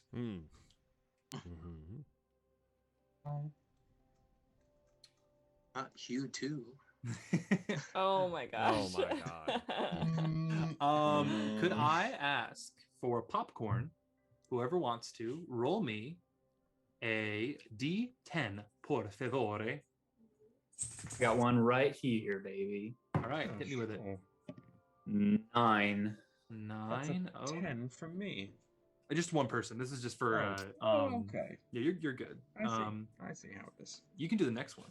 Well, you're gonna do the next one. I've decided. It's fine. It's As you guys push forward, it's more of the flat land with there's a few sand drifts that you guys just kind of move around. You get to one. You come around this rather larger drift that's basic, like a small dune, large drift, and you see this massive skeleton kind of snaking along the edge of this dune, and it is a little bit smaller than the juvenile purple worm, but a massive bone of a snake just laid out there on the ground. As you guys kind of pull up alongside it, you see Curdy kind of look back and he's like, you guys want to stop and anything you want from this? Just to kind of looks at it as you guys are moving past it. Just looks like a dead snake. Yes. Are we sure it's dead? No. It is about half buried in the sand. It is a bone. Like it's bigger than the snake that you fought before. Oh wait, no, not that snake. I'm sorry. I'm getting things mixed up in my head. Campaigns mixed up in my head.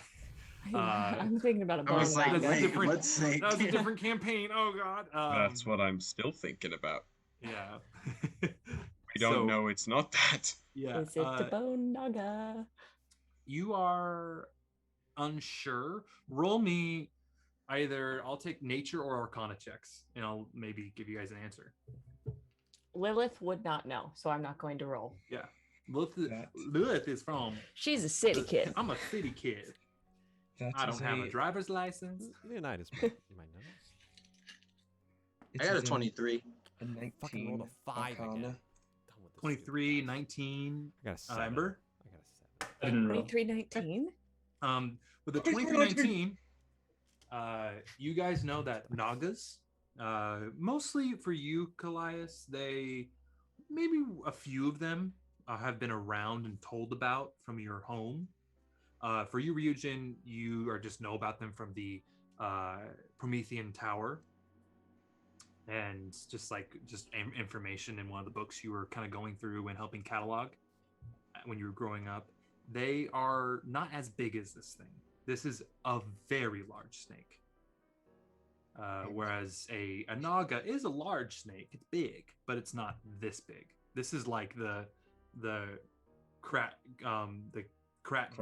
crate. My God, I can't talk today. The crate dragon along the Dune Sea in Star Wars big. I would very much like to stop, please. Hugh says, all right, well, I'm sure I could find something useful here as well. Let's go take a look. Then very quickly, Curdy pulls over and you guys stop at the massive snake head, just kind of like half buried in the sand. You see some of its fangs are missing, but there are quite a few left. And if anybody wants to pick over the corpse and see if you can find anything of interest, you can. Yes. I'll do that. Okay, what specifically are you looking for them specific or just in general? In general for me. Okay. I mean, I'm looking mostly in general. If there are any, but in addition, rather, if there are any shed, undecayed scales, that's a big thing. And if there is any tooth large enough to be whittled down, but not too big to carry. I'm looking for a sizable fang, but nothing like bigger than I am. Okay. Then I need both of you to roll me investigation checks. And the other three of you, do you want to find anything? Okay. No. Roll me investigation checks then. And as you do, Hugh just starts scraping off samples into this small little vials that he carries on him, just to maybe run some tests and take notes on. If I glance and I don't see anything gold or valuable, I don't even try. One of the fangs is a massive gold tooth. I'm kidding. Has a gold molar. Nice. Ma'am, I'm a snake, see? That's a 19 for me. A 19 for you, and Kallias? It's an 8. An 8? Well, you find the teeth are easy to see. So I'll hit you first, Kallias. You can get some teeths that you could probably, I'd say the regular ones are about dagger size. There's one actual fang that you could try to break out, and it's easy to find. But it is like the fang itself is you see it is actually hollow, like a hypodermic needle, like a poisonous fang.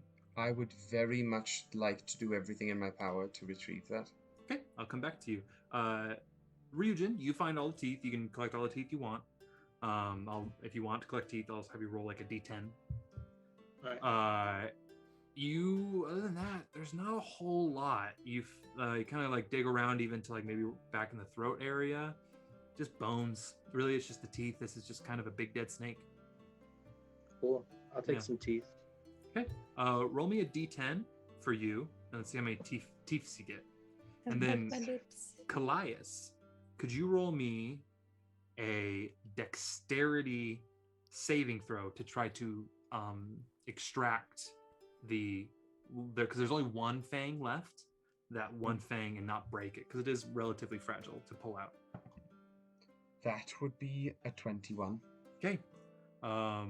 With that 21, you're able to kind of like very gently wiggle it, and you're like, it just pulls right out, and you have this it's not as curved as the snakes that you grew up with, or the snakes on your head, but it is a very slight curve, about, I would say, maybe a little over 1.5 foot long, and snake fang that is hollow on the inside. What'd you get, Ryujin? 5. 5? So you find 7 good size, sturdy fangs. You're able to break them out and use them. So right now, if you were to use them, say as like daggers, they're not actual weapons. However, maybe in the future, if you wanted to find some kind of an armorer, just to kind of let you know what you could use these for in the future, they can be converted into a bone dagger of sorts. Lit. Yeah. Okay. He says, well, I've gotten what I need. You two seem to have something, yes? All right, Yes. well, a successful pit stop. Everybody loads back up. Sails are opened. To speed up, the day passes without incident. You're just moving through go through different pseudo biomes of the desert, and you find another nice camping spot for the evening. And I'm just gonna fast forward even through the watches. It is a quiet night here. No ghosties. None that you guys noticed. They're the entity that was with you before is seemingly either not interacting or not there these nights. I'm just gonna fast forward through them. Okay.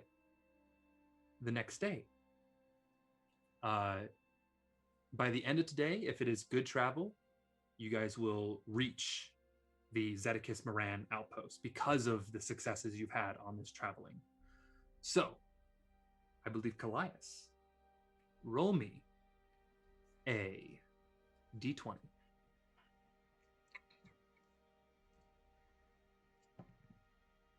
That would be a critical failure. No, that'll be a no. Okay. That'll be a no.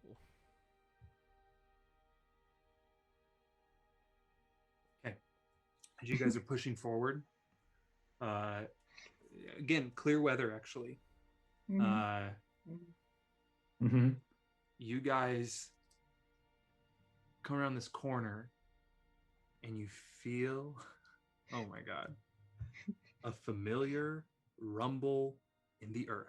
You kidding A me? tremor? You You are feel a fucking tremor? kidding literally me? jesting. And You that's are where we're going to jesting. take our break. I have literally Sure. a natural one is the purple worm. Okay. Okay. Back at it again. That's so great for me. Like, All right. it's not even. You're all good. That's funny as hell. All right, let's go on break. Let's be back. Like 8:15ish, let's say. Cool. We'll be back at 8:15. Thank you, A15. Yeah, nice. Ah. Actor jokes for everybody. Nice. If you know, We're you with it, know. guys.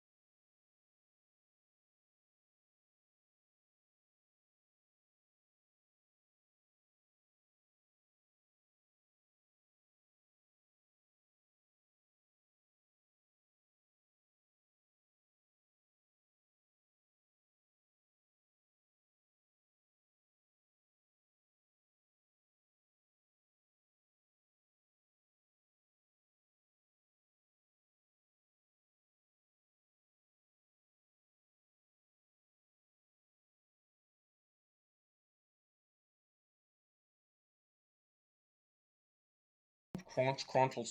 And we're back. Scrunch. Yep. And we're back. How's Scrunchity, everybody scrunchity, doing? scrunch. Hello, hello. For those of you in the chat, it's Gray and Gray. What? Nice. Thanks. We are having a discussion. Is gray spelled with an E or an A? And we decided it's always an E. That is Yep. From now for, on. for literally everyone. And if you do it Ever. wrong, We you're will gonna have find a you. purple worm in a Yes. place you don't want a purple worm. Purple worm. Purple worm.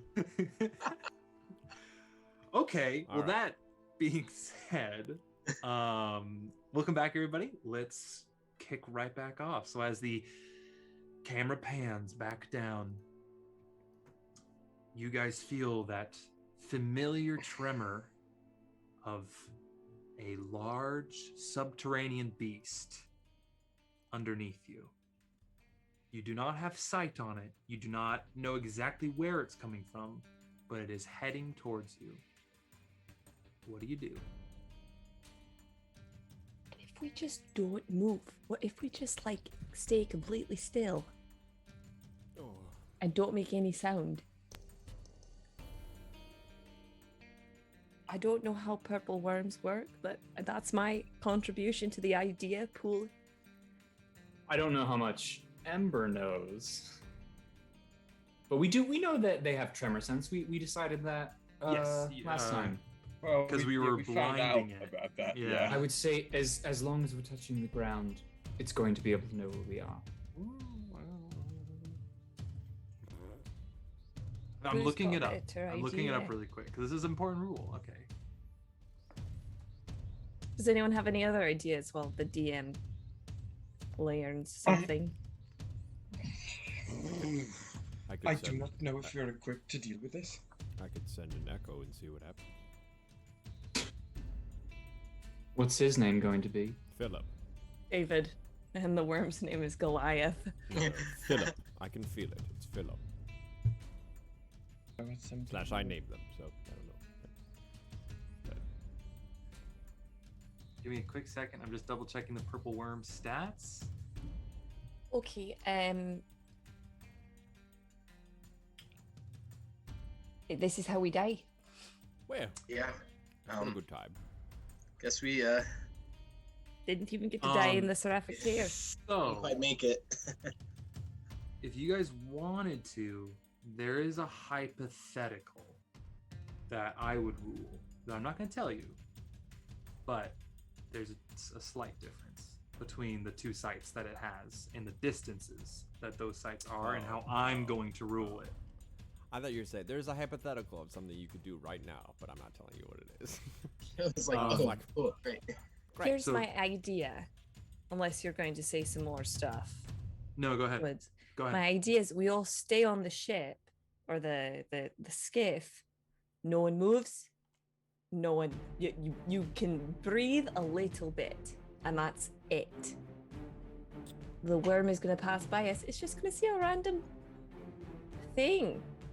It's not going to see us.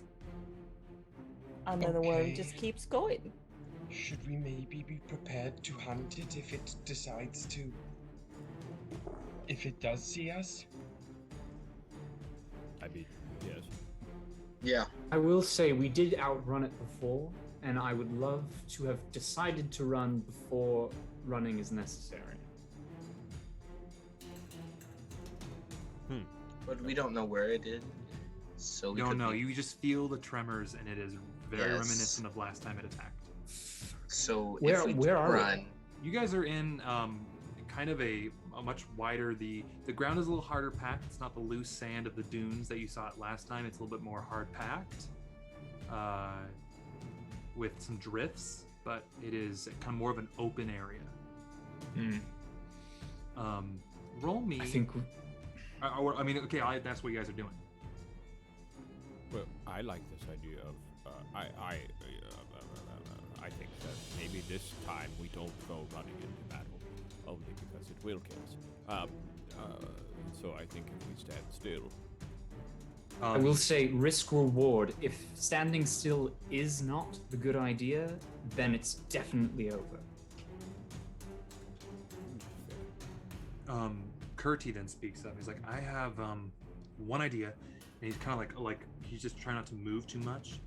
The skiff is still moving, we could, and he's like, we could jump off the skiff. Oh my god. Let it go. That's the bigger prey that's still moving, and if maybe we, and he's like, I don't. Oh, he looks at the skiff, and he's like, if it comes down between me and the skiff, I'm gonna choose me. But or we can stop and maybe wait for it to pass. What do we want to do? How long is it on foot?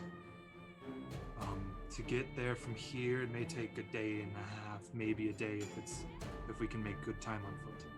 There's also no reason that after chomping down on a wooden skiff that it won't go, oh, the living things went there, and continue to live. Where we don't do that. Yes, but if the skiff can lead it far enough away, we're going to be out of its sight. On foot. That's my idea. We don't have time. Do we want to vote? Or does anybody have a some more second democracy? idea? I have no other ideas. I like that idea. Okay. He goes, okay, well, let's. Okay, Curdy kind of looks around, and Hugh's just looking. All in favor for using the skiff as bait. Kazi does not raise their hand. Everybody, but Hugh and Cora both do. Can we at least try to outrun it first?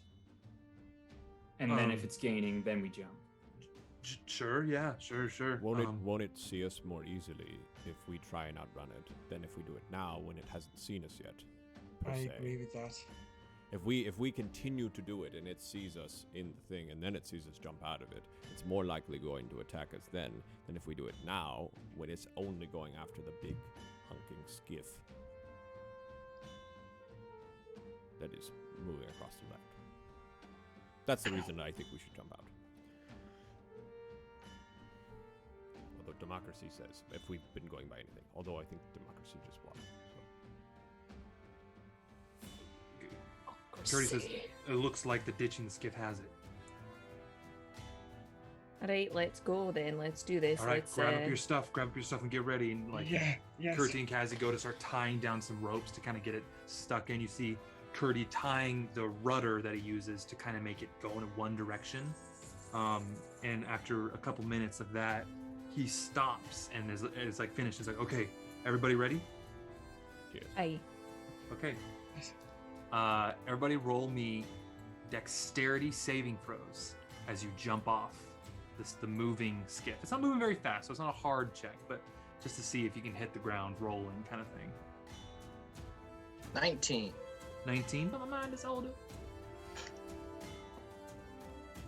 18. 18?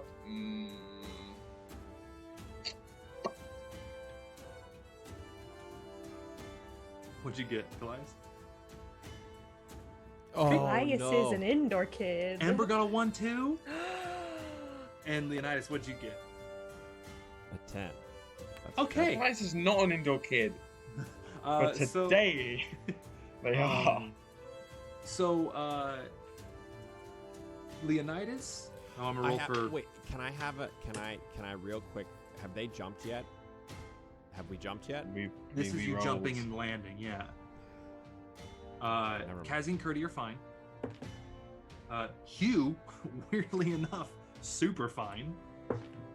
And Cora is not, in proper fashion, I guess. So, Cora's going to take a d6. Cora takes a point of bludgeoning damage as she falls. And then, since you guys crit fail, you're just going to get the double dice moment, I think is the proper. It's just a d6, but double it. So for you two, I rolled a 6. Oh. You each take 12 points of bludgeoning damage. You guys jump off and you hit kind of a rockier patch and just get ripped up by the rocks a little bit. Oh my most God. of Kallias' health. You just whack your head on the that rock. Kallias jumps off. Oh, that's I'm down to 4, guys. Oh, damn it. You belly flopped into the sand off a moving vehicle. I'm gonna reach into my bag, grab out 2 of the healing potions, and hold them out for both of them. Okay. You all jump off, and the various of you hit the ground rolling, and Then you see Kurdy just put his hands out for everybody to stop. He's like, don't move. Just wait. Everybody roll me stealth checks. So now, if somebody fails their stealth check, not only are we just out in the open... Guys, I crit failed again. In a row. Get a new die. Get a new Get a This new is my mat. new die. Get a new mat. Hey. Put the mat in the shower. Get the wash. Will, Cora got a natural 20. So, I'm going to have that That's 3 cancel crit out. fails in a row on my That's end, just so we're clear. bananas. Oh my god, because you crit failed for break. I crit yeah, that's 3 crit fails Dude. in a row. Get a different This dice. mat is cursed. I'm switching Mat's dice right curse. now. Mat. Get rid of the mat. Again, you have to attune to the mat. You gotta Yeah. like put Yeah. it in Fuck, your bed. I have disadvantage on stealth. What a large human. Wow. I'm gonna say this is a stealth as in like staying still. So it's not because your I have- plates aren't moving. Are you sure? Because I have Yes. disadvantage on all stealth checks.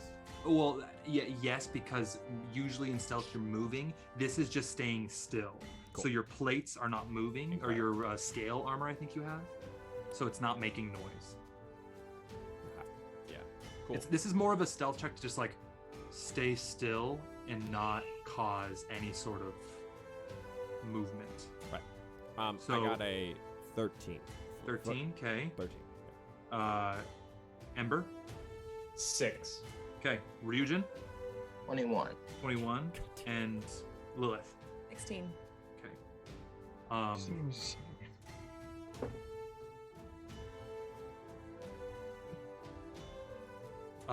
Ember. So you guys all, Kurdy's like, shh, move, don't move.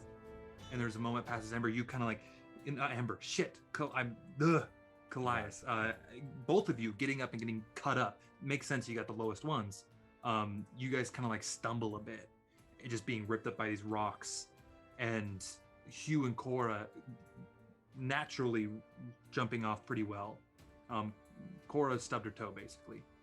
They kind of help you sturdy yourselves and keep you guys from falling and making more noise or vibrations. You guys see the skiff go out. Goes out for a minute. You see it continue on the distance. Second minute passes. You feel the rumbles. The marbles pass.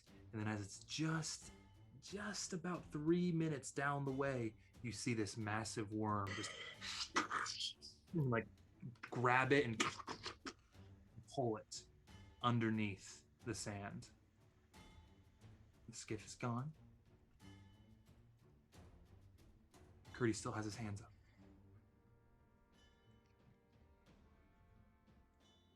More minutes pass. You don't hear any more rumbling.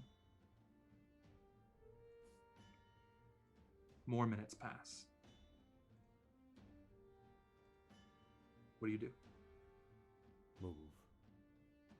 That's moving. Yeah. You gonna start moving? I mean, I think so. What do you think, Caddy and Kersey? Kersey.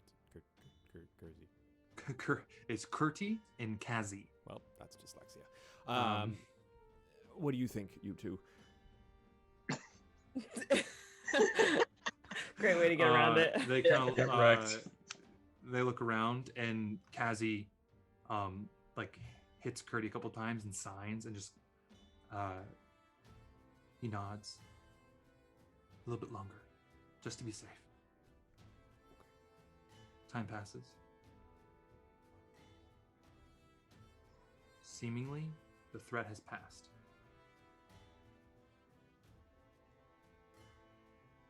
Kurti takes a step, looks around, takes another step. Seemingly, nothing's going on.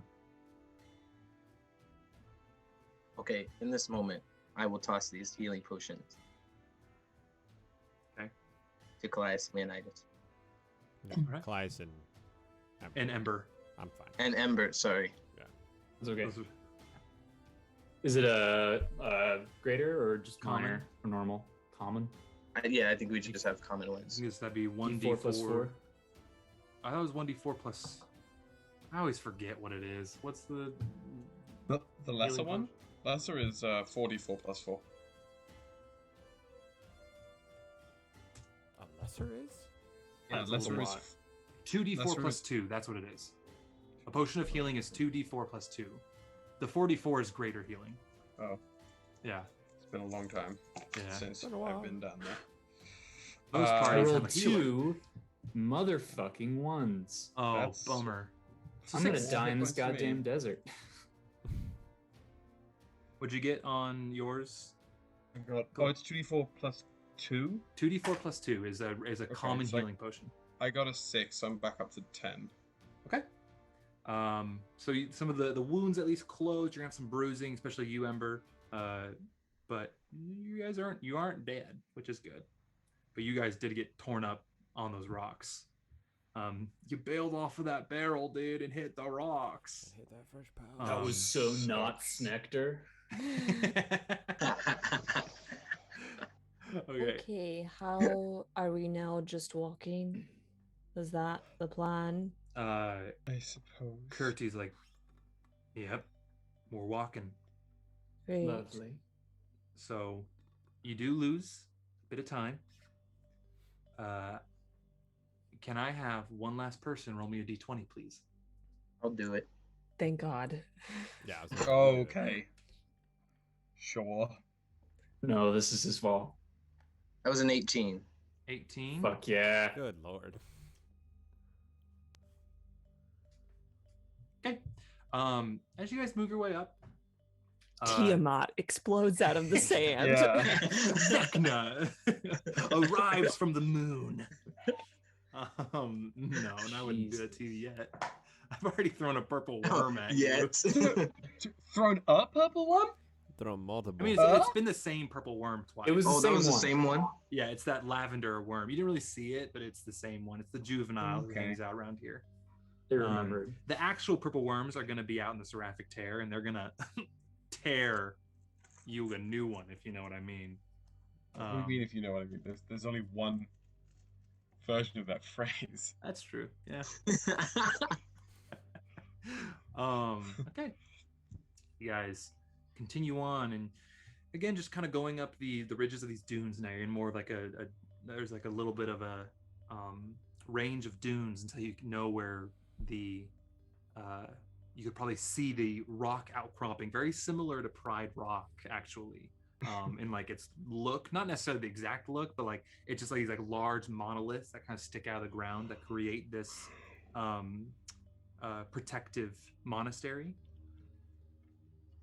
You guys are heading over, and as you come down this one little valley, you see this little wet watering hole, and you see these vultures flying up above. And down next to this watering hole is 3 large corpses of rhinos, and the vultures are just picking at it. I look up at the clouds. Are they purple where we are? So the miasma has not yet rolled back in to where you are. It is pushed again into the Gleaming Waste, but it's still blue, clear skies up above you with the sun beating down, which is like you're at certain points you're like, God, the sun, but you realize the alternative is much worse. I look there at is no clouds. Ryujin. Should we burn these bodies? I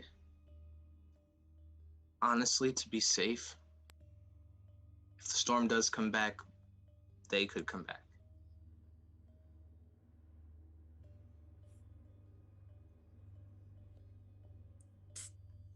Is there a reason why, as you do this, is there a reason why we think that a burnt skeleton will not come back when a skinned skeleton did? Skelly? Well, I just think it's a precaution. I was actually asking. I don't know much about the undead. Yeah, I don't know if. I just feel as if a more preserved, fully intact deceased Undead rhino carcass would yes. be more likely to come back than ashes. That's fair. Or at least be much weaker coming back. Who knows? That's what Curdy says. I was like, does Woody say that? No. Bruh. Woody, Who the hell are you? Woody like in Teletubbies from the sun, just like his head pokes out. It would be better. So do you guys light fire to these corpses? Yes. Yes. Okay. I'm a fire starter. I set fire to the rhinos. Okay. Okay, you guys kind of push the rhinos together. You shoo away the buzzards and burn these corpses. That was the encounter. Amazing. And that's you guys. There's a little like kind of wet, muddy watering hole right here, but that's about it. Onward. Okay. Upward. You guys continue over, and you come down, and you see, reaching over this crest, the sun is now setting. You guys see the Zedekiss Moran outpost in the distance.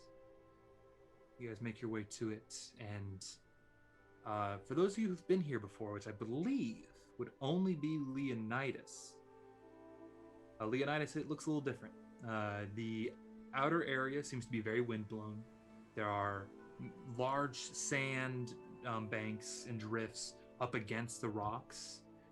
The center area is still pretty open, but there's some banks and all like that bar that was set up. The skiff depot and barge depot that you would wait at and met Hugh at before is completely shuttered. The traders who had set up along that snake have completely covered it and aren't there anymore. It's just like covered with this leather tarp. And you guys see one individual, halfling, as you guys near it with a torch come out towards you. As they enter your like vicinity, it is that halfling that you met, Leonidas, Milton, the monk. Oh, yes.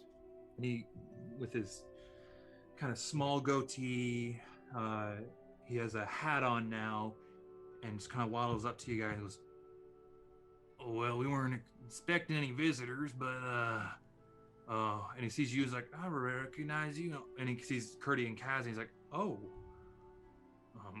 well, please come in before it gets dangerous at night. So come on.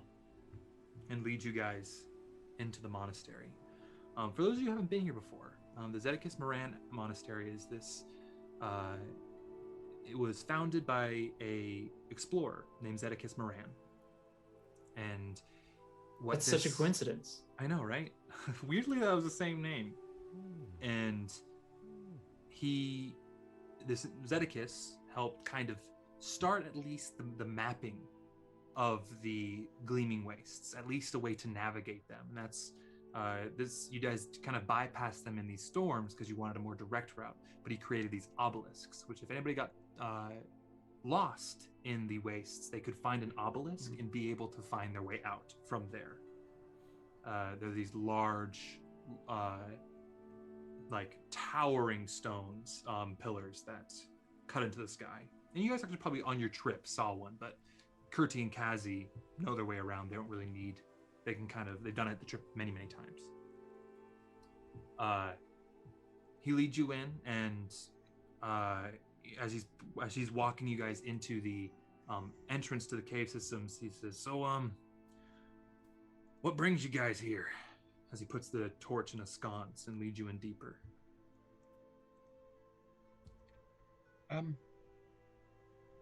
We were told to. Oh, well, who sent you? A stone. Stone? Yes. All right, well, looks like y'all are tired, so let's sit down. We'll get you some food, and do you want any? We got some mead, and we got some various forms of cactus. I look at Hugh. Describe the and cactus. I look at Cora and I say to the monk, I don't think we have time for that. Hugh, why don't you tell this person why we're here? Yes, Hugh, he's been quiet because Cora is seemingly in a very bad position. She's not feeling well at all. He actually, for that last bit of the journey, coming down that final dune, he's had to hold, like kind of one arm carry Cora down to help her from falling. Hugh then speaks up. Yes, we have a. First of all, who's in charge here, Milton? And Milton goes, well, that would be our mentor, Lanai. She would be the one who leads the monastery. Are you wishing to speak with her? Hugh says, yes, of course. And as quick as we can, please. At this point, Cora collapses. Out cold. Milton goes, okay. And seeing that, he kind of pepping his up. He's like, I'll also grab one of our healers. I'll be right back. Just wait here. And you guys are in this first little dome chamber. It's a little bit warmer. The sun had seemingly warmed it up, but it's a nice, comfortable temperature here within. I lean down to Cora. Is she still breathing? She's still breathing. Roll me a medicine check to discern more.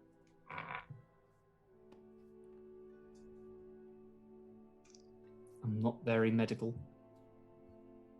7. 7? It's, I mean, like, you feel blood pumping. You can't tell if it's regular with that 7, but there's a pulse. She is breathing. You really can't tell much other than that with that 7. I cast Spare the Dying on her. Oh, and that's just keeps somebody from rolling death saves, correct? Mm-hmm. Okay. Did she ever attune to the periapt? Yes, she did. Okay. She is not dying unconscious. It is seemingly almost exhaustion. Right. Making sure. But I think with that spell, that does, you see she's sweating, and there's a bit of almost a tension release when you cast that spell on her. There's a little bit of a morphine hit almost.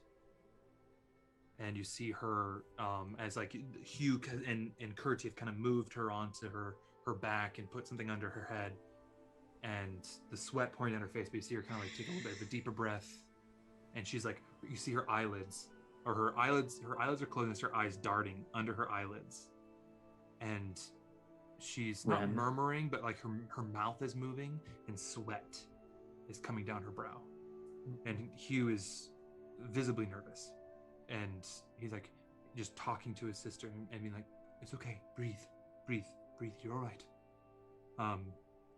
Soon after, Milton Farnham, the monk, returns with a dwarven woman and a tall, thin human. She has the short, buzzed head. Not like crew cut buzz, but just it keeps it short. It doesn't need to do anything with it. With these gray and brown robes, she comes in and takes you all in. The healer, the dwarven healer, goes straight to checking out Cora, and I want everybody here as well. Roll me either, and lady's choice, medicine, religion, or arcana check. Well, that'll be none of those for me, but okay. I'll do Arcana. Much better. The new dice have helped our situation. Good. Oh. I did Arcana. Leonidas, what'd you get? That's a. You gave it to me, Will. That's a crit fail. That's an Uno. That's an Uno. That's a big. That's a rolling on the teeter and then onto 1. That's. There's not a whole lot of consequences with this crit fail, so I think it's a little bit more of a sympathy sick, where you're just you see Cora so sick, you kind of get a little bit of a tummy ache as well, just of sympathy. He's gonna vom. I need to just. He's gonna blow. Leonidas kind of just goes, I need a minute, and kind of walks away. Okay. This is the room, that first room that Milton brought you in, that has the drinking pool. Oh, I to go fill and canteens. jump in the drinking. That is okay. This is the same conversation you had with Milton a while ago. This is not the dipping pool. Damn it. This is the water pool. Well, no, I rolled a 1. I've forgotten that, and I'm gonna run into the pool. You go kind of wade into the pool. Milton goes, oh, no, it's not there. Dang it. Goes off to talk to you. Ryujin, what'd you get? Dirty 20. Dirty 20 and Kallias? 19. 19? 19, yes. Hey, Ember? 19 Arcana. And Lilith, awesome. Dirty 20 religion. Okay, and just to be clear, Kallias and Ryujin, it was a religion for me. Arcana. Arcana, okay. Well, from the two of you, this is definitely, and with the healer there with, this isn't like a natural sickness. This is an arcane sickness. You guys actually see, you didn't really notice before, but she had kind of like, usually she keeps her jerkin a little bit more open, and you can see like the scars that she uses with her hemomancy. You see these kind of black veins coming up, and they like are almost pulsing with this purple or green energy depending on the vein, and it kind of goes up her neck. She's a blood hunter, right? Yeah, she's a blood hunter. So she has scars all over her arms and her chest because of the hemomancy. Right. Like Iron Man 2. Isn't that's that one electro whip? Whiplash. Yeah, Whiplash. Hot he has- take, and my he has, least like, favorite of the Iron Mans. Yeah, That's not a good. Hot take? it was pretty terrible. Yeah. I feel like it's pretty neutral take. So yeah, it's a pretty lukewarm Yeah. take, I guess. Why did you have us roll for religion? It's basically it's like I was thinking like, okay, well, how would they discern what this is? And like, there's like religious curses that exist, like divine curses, and so you guys can kind of through many different knowledge points, either through medicine or through arcana or through religion, can kind of discern that this is an unnatural disease. So that's why I had the 3 different options. Just because you can be like, oh, is this something I recognize? It was like people know different things for different reasons, but it can kind of lead to the same thing. You're good. Gotcha. Yeah. Just to explain my thinking and my brain. Cora is unresponsive, but the healer kind of leaning back after like placing some things, burning some incense, and muttering a couple small prayers. Seemingly there is an air of relaxation over Cora, and her muttering slows down. Her eyes of the darting start to slow down a bit. She casts a lesser restoration, which doesn't fix the problem, but it makes it a little less shitty. The mentor then speaks up, and she goes, so I believe that you have need of me. Let me introduce myself. My name is Mentor Lanai. I am the leader of this monastery. What has brought you here in this interesting hour? I motion to Hugh. Hugh, kind of frazzled, goes, we have this tablet, and reaches into a pack and pulls it out and shows it to her. This tablet has brought us here as a step to a journey to find a ancient tomb. Kind of like throwing all pretense out the window and just telling the 100% truth. We were wondering if you knew what we could do with this. We don't know what the next step is. The matron, or the mentor, she kind of looks around and goes, Milton, after getting Leonidas out of the pool, shares a look with her. I'm sorry. And I'm sorry. He's I like, forgot it's what- all right. You just, like, I told you before, and there's the I know, perfectly good soaking pool I down saw, over there. I saw a lot There's of even I the saw hot blood. spring. I saw blood, and I was kind of overwhelmed, and I needed a cool. I understand, but you need to listen to me when I tell you things. I know. All right. He like, but then after that, he kind of like hears that, and he shares a look with Lanai. And Lanai says, we can take care of your companion here, but I need to bring you somewhere. No, I would like information before we start going towards something we have no clue about. Truly, it's just the other room, and it's not my information to give. I just know that if people come with a tablet looking like this, I'm supposed to bring them to this room. It is one of my duties. Excuse me. Say it again? Duties as what? Why do you know this? This monastery has been here for quite a few many years. A couple centuries, in fact.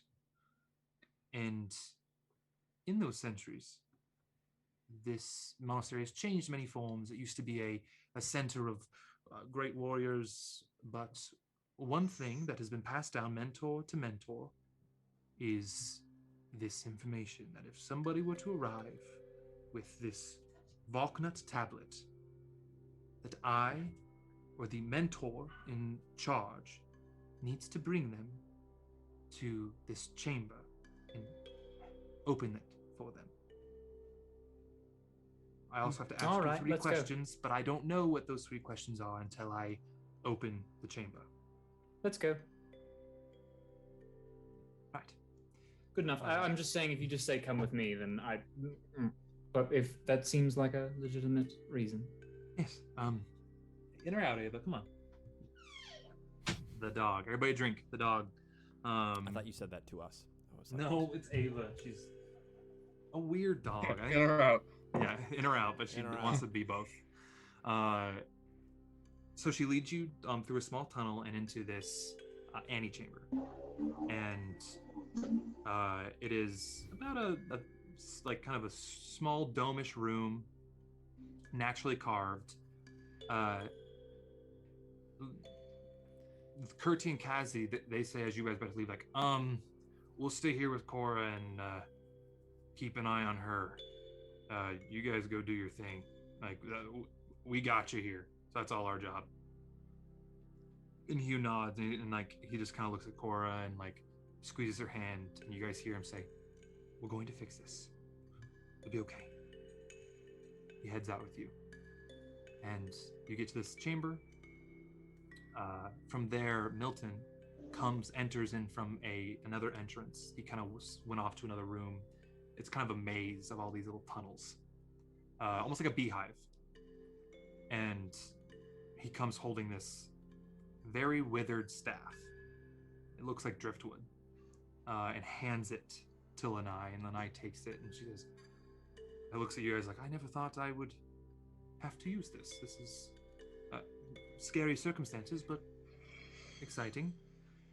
She goes to this wall that seemingly is a smooth stone wall. There's no real discerning marks on it. It looks natural for the most part, but just smooth. But there's one little divot, and she places the point of the staff into the divot. And as she places it in, this magical energy from the staff lights up. And it enters into this wall, kind of forming a sort of archway. And on this archway, there is, I didn't think this was to be like Lord of the Rings, but it really is. Did not plan it to be like that, but now that I'm saying it out loud, I'm like, oh, this is how it's gonna look. It kind of looks like the doors to Moria. Everything is like Lord of the Rings, really. I guess so. At the end of the day, all paths lead to Ben Stiller and Lord of the Rings. It didn't have to. It didn't have Woody, to it didn't have to. Jesus. One question appears above it, before the question. All must answer. What is the right time to begin something? And Lanai speaks this out loud to you all and looks to you. Can you say the full sentence without? It's like, so the upper thing that's not part of the question is all must answer. Yeah. And the first question is, what is the right time to begin something? Does Rodgers and Hammerstein music stop playing? No, but I can. Is that a Rodgers and Hammerstein quote? It's Sound of Music. Yeah. Yeah. Oh, really? Mhm. Oh, It's almost Sound of Music. But Let's start from the beginning. A very good place. a very to good start. place to oh. start. Yeah. Oh, okay, okay. No, Maria Von Trapp does not show up. Great. Okay. No. Perfect. Damn. But with that, she then looks to the group of you, expecting an answer. Almost No. answer, as in everyone needs their own unique answer, or we need to have a consensus and give it. Hugh kind of pipes up, like, I'm not sure. Maybe perhaps we each take a crack at it, and maybe it's just a getting to know you type thing, you know? It does say. Get to know you. Welcome to the Rogers and Guys, Hammerstein cast. The Seraphic Tear is just RNH shows put together into one film. Nice. Boy. Let's Boy. So You're excited. gonna hear the wind go. Oh, Oklahoma. As this opens. And I immediately regret opening this whole. I don't fucking love RNH. It does say almost answer, so I think everyone answer. Is this like Is this like a all at once kind of thing, or each one of us say something? Does anyone have an idea what the answer might be? Let's at least start there. Ooh, I have an idea. I will summon Philip, and Philip will say something, and if he gets in, I won't know. Never mind. Do you try that? Yeah, I'll do it. Okay. Philip appears. This one's fun. Steps forward, and you see Philip's mouth move. No sound comes out. You do not have that ability for your echoes to talk yet. I believe that comes at level 6. Oh, I don't even think I get the ability, period. Oh, there's the ability with the echoes where you can like see it doesn't through mean them. that they could speak. I don't think so. Oh, okay. Yeah. I just thought it would like be some weird version of... No, it speaks. Yeah. And nothing seems to happen to Philip. He just kind of stands there and shrugs and walks away and back into you. Yeah, that didn't work. All right, someone else try something.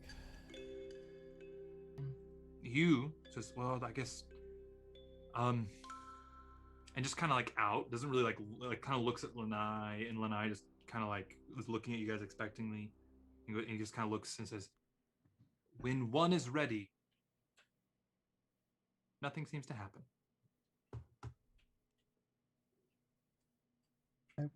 Oh, never mind. Nope. When is the best time to start something? I mean, look at the beginning. Is that your answer, Ember? Yes. Okay. You say that. You say it out. Nothing seems to happen.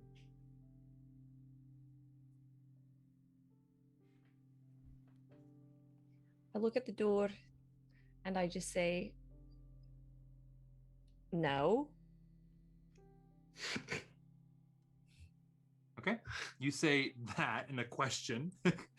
Bees? Bees? The best card. The best one.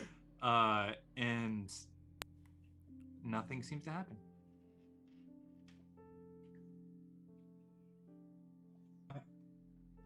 I would say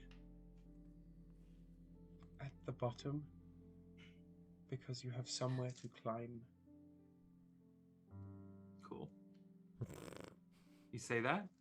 I'm glad you said the second part, because if you just said the first part, I would have been when I very started earlier, being like, no, I can't do that. That was what I had to figure out what the addendum was, because I couldn't say start at the bottom. Start at the bottom. I mean, depending on what Now you're we're into, here. you can definitely start at the bottom. Oh boy.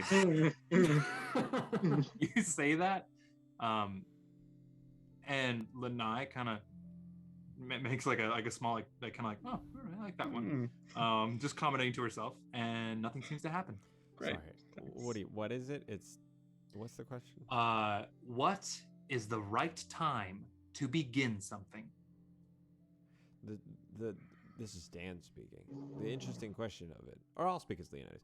The interesting question of it is more what is the right time as opposed to when. Which makes me think that it might be something to do with not necessarily a time per se, of a physical time, but more of a, I'm sorry, of like an actual time, and more of a physical thing. Trigger. I understand what you mean. Yes. I think we're all. No one's saying 12 o'clock. Where? That wasn't something I was going to say or anything. Precisely 6:45. Oh, I think everyone. April Theater 26th. shouldn't start before noon.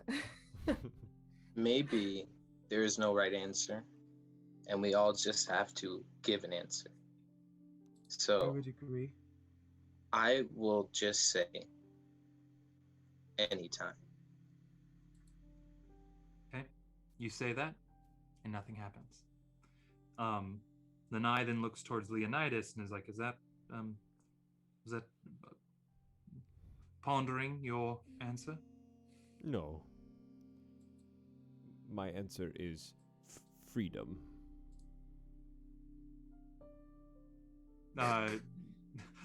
You say that, and as Leonidas, you say your last word, the door flashes, and a second inscription appears. I was right.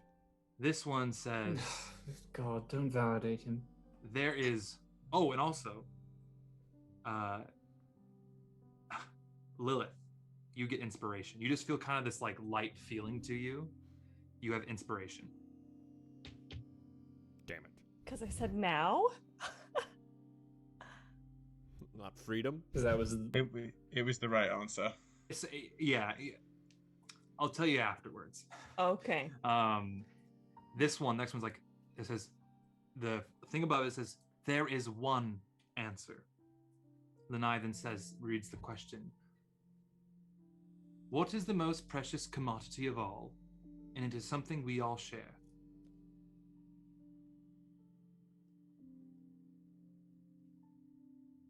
Life. Time. Life. Air. I would say life. I was going to say air as well.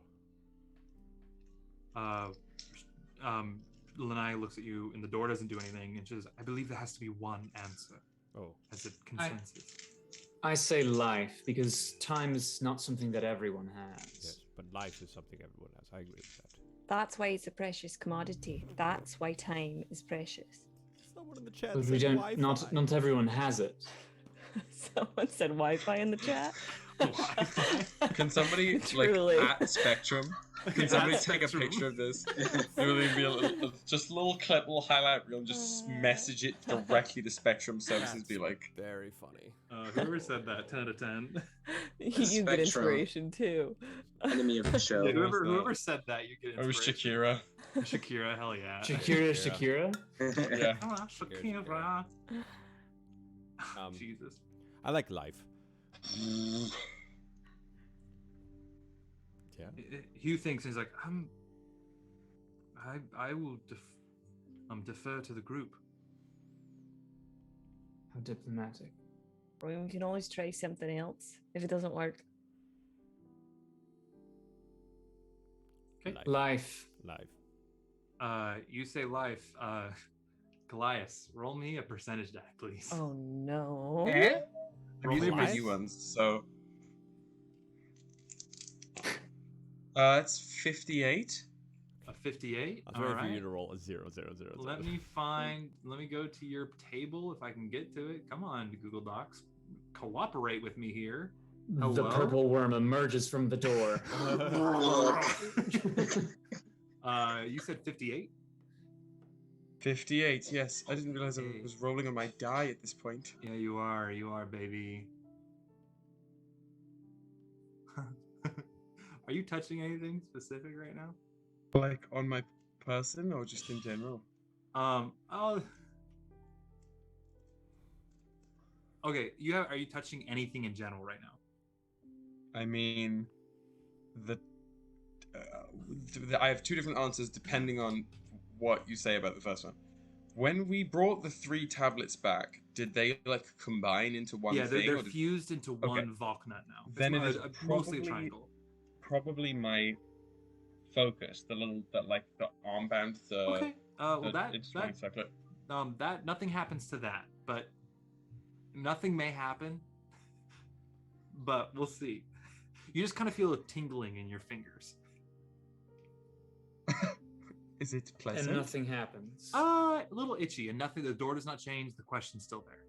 I think we should try time because the last door was also asking about time, and so I think it might be time. I'm happy to be wrong. There's nothing wrong with throwing spaghetti at the wall. What? Do you not have spaghetti where you're from?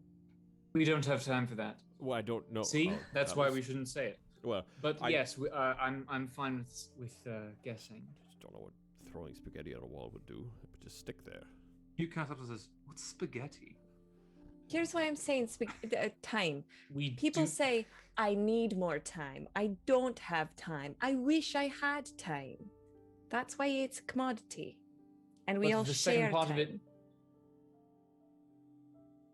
Can I hear the sentence again? Yes. What is the most? Then Lanai speaks it. What is the most precious commodity of all? And it is something we all share. Fingers. I share my time with you all. Let's try it. There's nothing think wrong with time trying is it. Nothing probably happened the- the first Well, time. I don't know if nothing happened the first time. There was a wee sensation like the kind that I feel when Time. the strange. Wait, hold on. It's been said. Ember. It's been said. You say time. The door flashes, and a new inscription appears. This one says, "All must answer," and there's nothing below it, but slowly, in this kind of bright white light that is emitting from the staff, you see a circle continually being drawn over and over again. And below it, after that circle's going for a bit, words appear. And Lanai reads, "What does this represent?" Is it a circle like a spiral, or a circle like something loading on a Mac? Or a If computer. to use real world terms, it's more like a buffering circle. But it is like a solid. I think almost like somebody took like a kanji brush and just is continually going in a circle. Like are they called like bow boards? You guys remember those boards Yeah. that you can Yeah. paint on them like that? But it just like continues to refresh, and it's a continual circle being drawn. What does this represent? Life. It says, "All must answer." This one. We've done time. We've done. What was the first one? Now, life. Life is sick. Life. Cyclical. Thank you, Ryujin. Oh my God. It is the cycle. When one life begins, the next one dies. It is cyclical. You take things like that's. Do you want that to be your answer? It's just a suggestion. I mean, don't we all know. must answer. If it's like the last one, maybe we just all say what this circle would represent for us. I mean, What were you we saying? want to. I'm sorry. What were you saying, Kallias? Your fingers. It's just that the last time, with the one answer, when we answered and it wasn't it, I felt the thing that I feel when that magic takes over. And my fingers feel sort of fuzzy. I don't know. Not a bad thing, maybe. I have an answer. Lanai looks towards you and says, "All right, please." Infinity. Leonidas says, "Is that all?" That's it. All right. Seemingly no change. Cool. Would Lilith know about? Isn't it the Divine Ouroboros or whatever it's called? Y'all can roll me. For those of you who grew up within the Cordian continent, especially within cities, and it's a widespread religion. You guys can roll me a religion check, just to see how much you know about that symbol. Yeah, Kallias, I'm sorry. Could I? And Ember, you no. could, but not so much. I could. Yeah, you've spent time outside of your tribe. 21. Since I already answered, should I roll? You can just see if you know the information. The 21 for you, Lilith. Awesome. You said religion? Religion, yes. I got a 14. Okay. Ryujin? 19. 19? All right. So you guys would know that the Divine Ouroboros. The Ouroboros is a depiction of a snake eating itself, or any sort of creature eating its own tail. And with the 21 for you, Lilith, you know that the various priests of the Ouroboros will preach to the divines, and how the divines are just a depiction of every stage of life, and how the Ouroboros itself is a symbol of life and a symbol of self, because it is you begin and you reach the ending, and you end where you begin, sort of thing. Like it's a cyclical life of rebirth. So that is, if you were to remember what the Divine Ouroboros is of the religion, that is, you would remember that the priests talk of the symbol, and sometimes the symbol is twisted to resemble like an infinity sign Ouroboros, depending on the church and the priest. Sometimes they like to change it just to get creative. Sometimes does it look like somebody wrote the name Jeremy Bearimy? Yeah, it looks like a Jeremy Bearimy. Good. But like the bee, you see the head eating the tail. Gotcha. Yeah. So that's what you two would know. It is the church itself talks about the mortal life. How similar does my snake armlet, the two-headed, like, interlocking snake, look to that? The Ouroboros? Not so much. The Ouroboros itself isn't necessarily a creature. Sometimes it's just depicted as a circle with an end and a beginning. Sometimes there's it just depends on where you're from. Like if you are like the churches in Nibu would have, this is a lore stop for us. And since you got the 21, I'll just give you this finally, and that's all I'll give you, I swear. Rules for myself. Like if you were to go to Nibu, and theirs would be an eagle, because their sigil is a golden eagle for Nibu. Whereas if you go up to Vargerheim, which is the capital city of the Jarldom of Borgen, which is the northern kingdom, think like it's basically fantasy Winterfell. If you guys need how I see in my head, Nice. It is a wolf, because that's their, like it goes to wherever each individual is. Sure. Did you Varger, say fantasy Winterfell, as if wolves. Winterfell is an actual place? We can. This is another conversation. Oh, I guess fantasy winter. I guess you're right. It's my version of like Winterfell, but it's Got it. Varger means wolf and their local dialect, and Heim is home, so it's wolf home of the wolves. And there's even more, but I'm not telling you. That's a different history check. So it, like the symbol itself of the Ouroboros used in the church is changes a lot, and it's not just the snake as it is like in our version of the Ouroboros. It's the concept. Yes, more of the concept, exactly. So, does anyone have an answer? Hugh says, well, I can go while you all think. Steps up and he says, it represents to me knowledge and the continual search of it. Once you've learned something, you simply want to learn the next thing and continue, and you're never quite satisfied. And he stops there. Steps back. Nothing happens. You heard my answer already, yes? I'm sorry, I don't remember it. Well, in that case, I will properly do it. I will go up and I'll just like... am I being blocked from touching the door? No, it is. The light is like dancing. It's not like a projector. It's like almost like dancing lichen. No, I just mean if it was somebody barring my way. Nope, it is like Okay. an open room. The only thing the mentor's there just kind of holding the staff against the wall. Then I'm just going to go up and touch the door and feel if there is any sensation of the movement of the light under my fingers.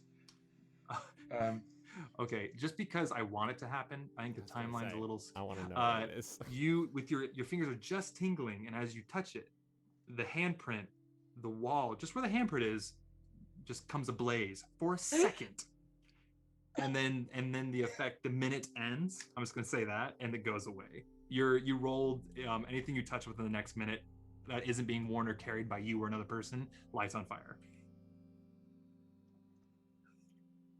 I didn't mean to do that. It's funny because he looks like some like prophet who touched the wall and it lights on fire. Wall just goes on fire. He was like, what'd you do, Kallias? Nothing. I did nothing, I don't think. That was really cool. Can you do it again? Spend time on this. No. Cool. Not today. Okay. I was going to say that I believe this to be the cycle.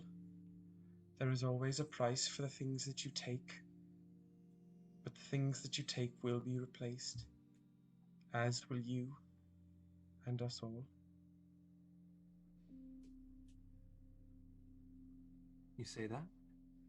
No discernible change. Who's next? Has anyone said life yet? Okay, I'm gonna say I say life.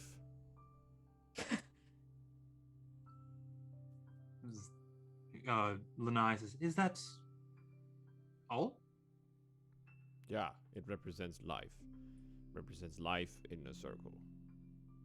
All right. No discernible change. Well, shit. Futility.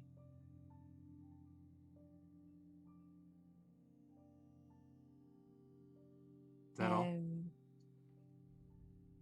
Is that... Who hasn't answered yet?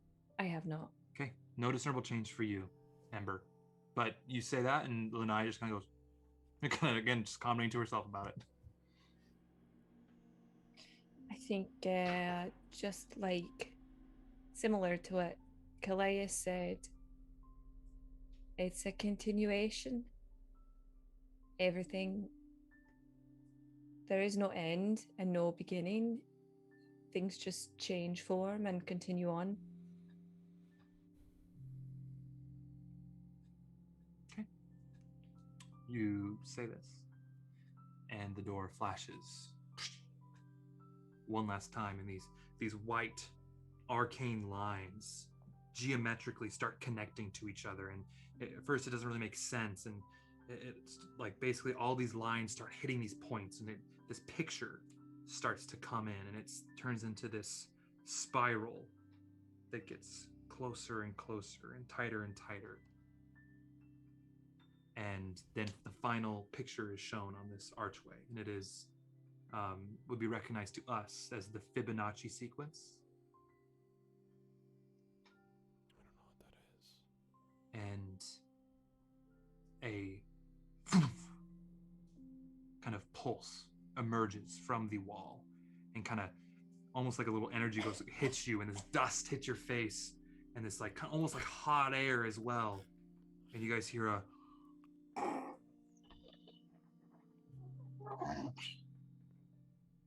and as the dust clears, you see this long, deep hallway. And Lanai says, well, I guess you answered enough.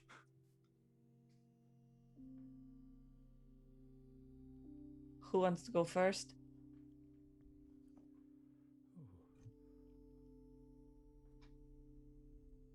I'll go. Why are you having fingers on your noses? Nose cuss. Oh, yeah, I'll go. I don't particularly. Okay. Mate. We'll head on in. What'd you say, mate?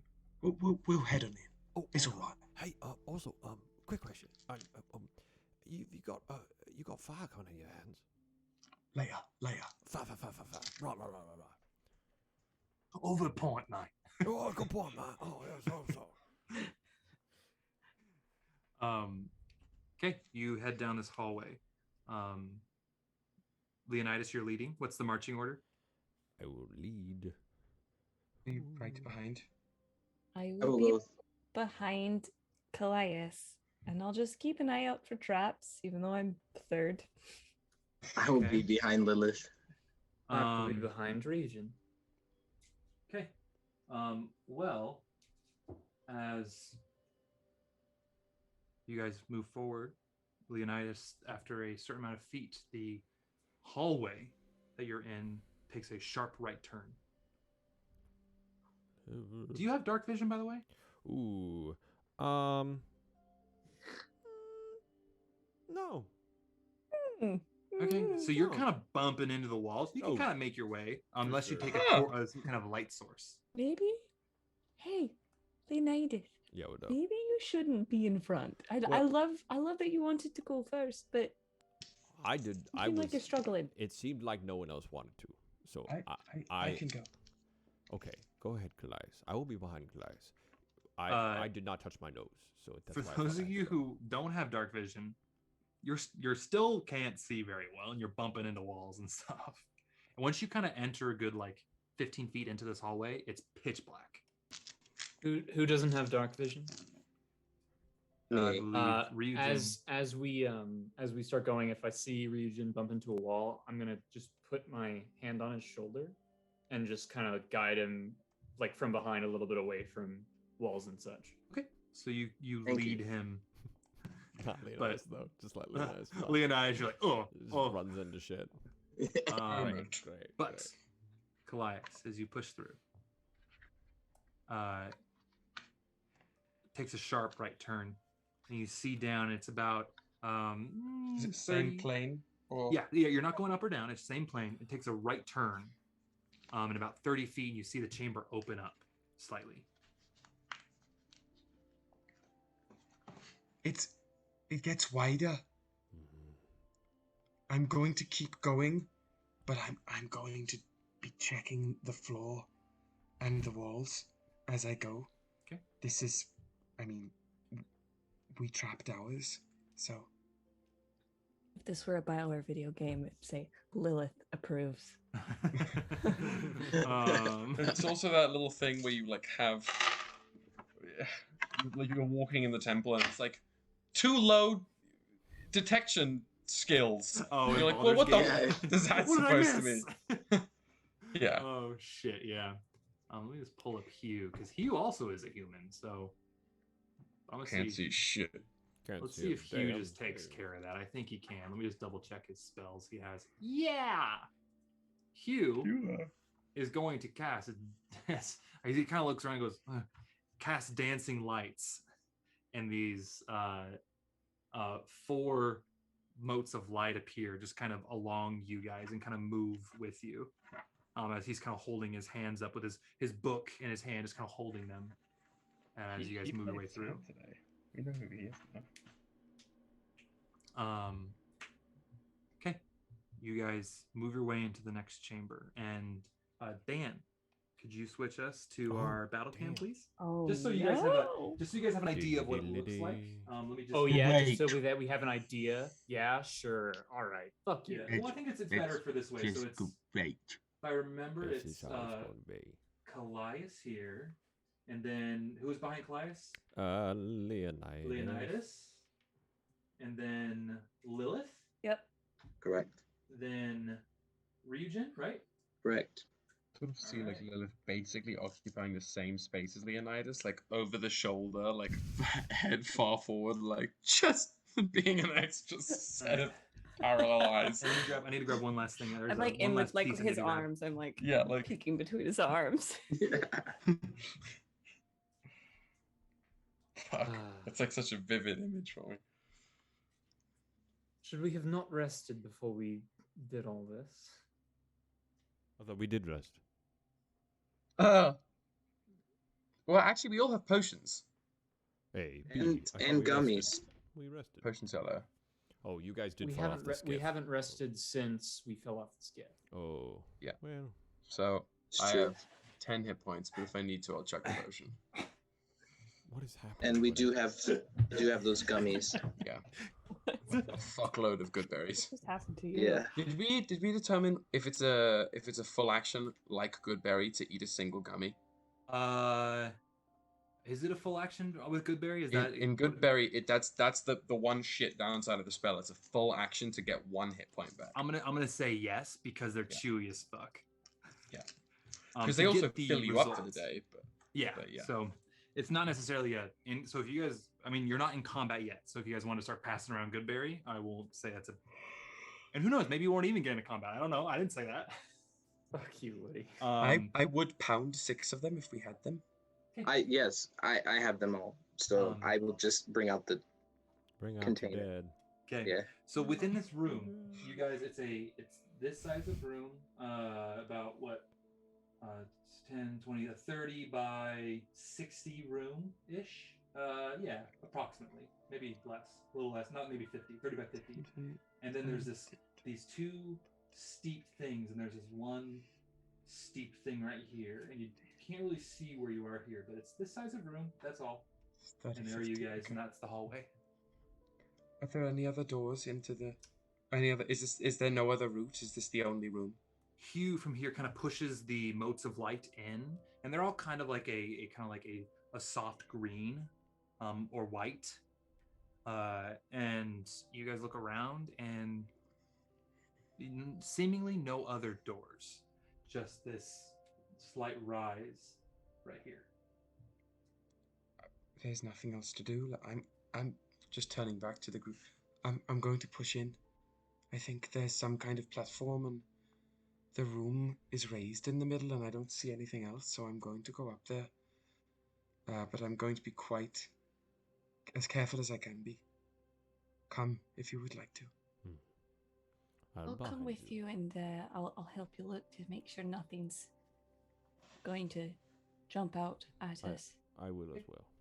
So just let's go in a circle and kinda let's just go in a circle and say where you go and what you like, so I can place you. Not because we're gonna fight anything. I want you to right in the positions you want to be, but just so I know. Sure. Right. Woody? So Ember, what do you as you walk in? Where do you go? Since you started. As we walk into the space and we decide that we're going in, Ember kind of breaks off from the group and slides along the wall and goes towards that bottom corner. I guess this corner right here. No, I meant more the nope, that one. All right, cool. That's let's go like that's south, north, south, east, no, west. Yeah. east. Let's go just for like Cardinal directions. directions. Yeah. Wait, actually, I'll help it out, and this may help us. Southwest corner. Yeah, southwest corner. Let's go right here. Let's go. Okay, just give a wee N. Oh yeah, love me a compass. Shit. Just to oh damn Damn it, just to help. Okay, so Kallias, you said you were heading up. I'm going to go up all the way there, but I'm going to go there with Lilith and whoever else wants to come, because I think it is best for you, Lilith, to take point with my help on trap checking and such. I will come as well. I'll go. No, I will go to the southeast most area. Like the thought that took. Yeah. Southeast. Okay, Ryujin. Honestly, let's go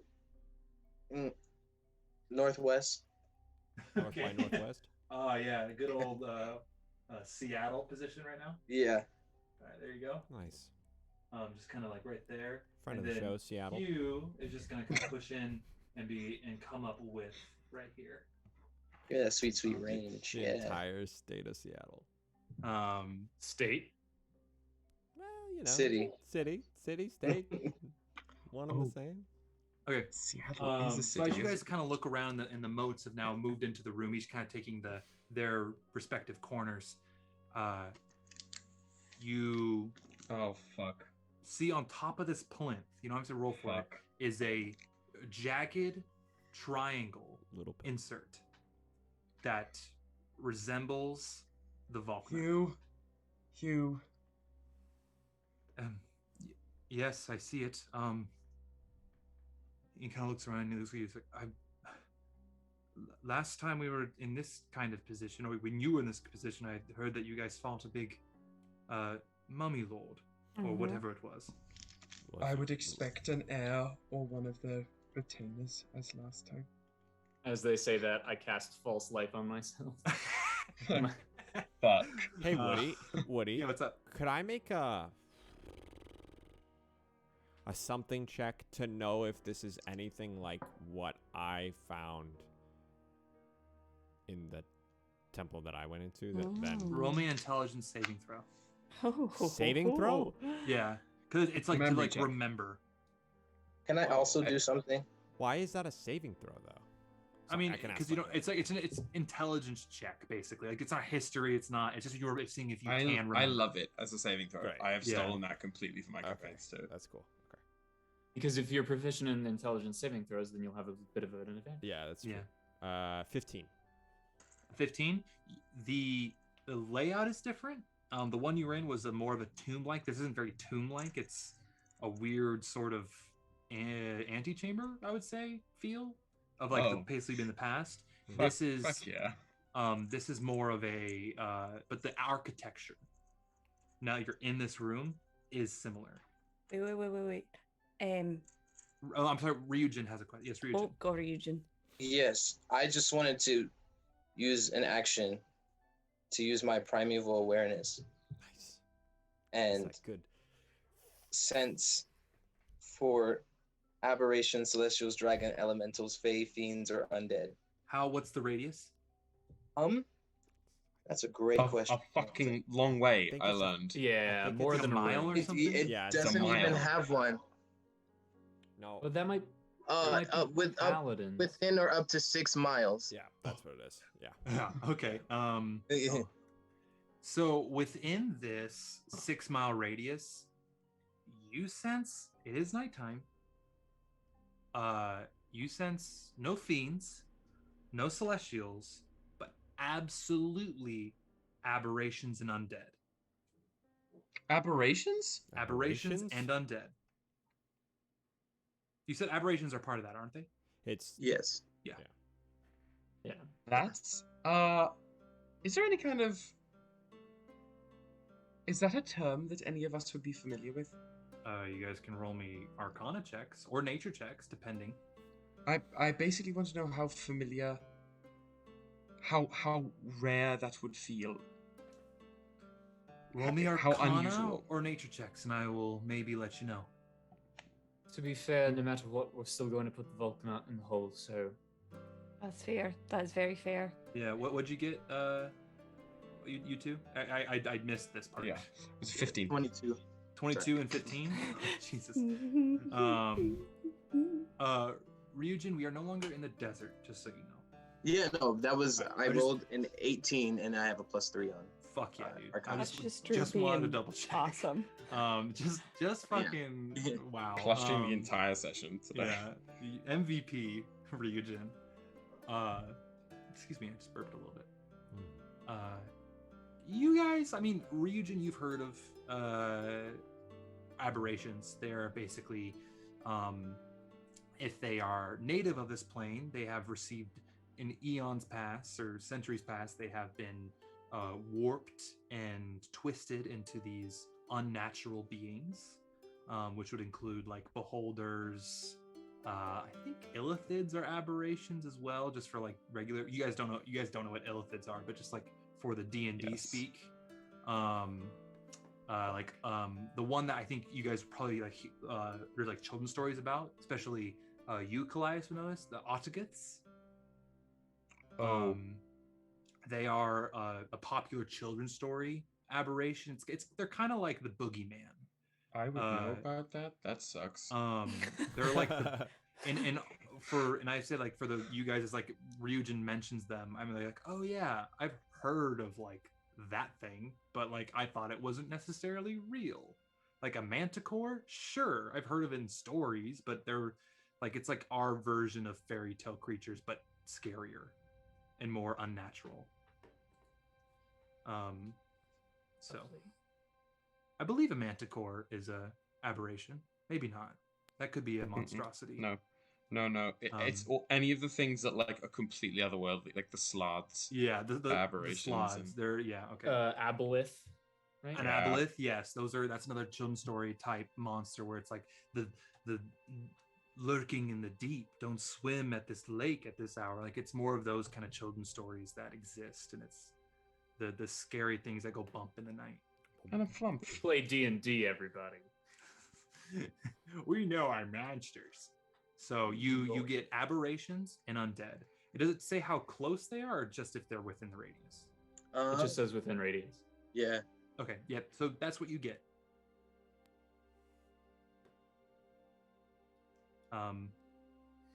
Anybody else want to do anything before you stick the MacGuffin in the hole? What The nut in the hole. was the inscription? What did it say? It says, I have it all here. Oh, on the tablet? Yes. I have it. Hang on one moment. With these 3 seals, a chain to Mobio will crumble. The scions of the heirs will protect the worthy of Mobio. Present the seal to the throne to recede the sands of time. Okay. So if this is the throne, then we are receding it, but I think this is something before even that. Every question we just got to open those doors was about time too. Just want everyone to be aware of what we might be getting into. And maybe I'm paranoid, but I don't understand magic at all. Body. But there is a lot of time speech going on.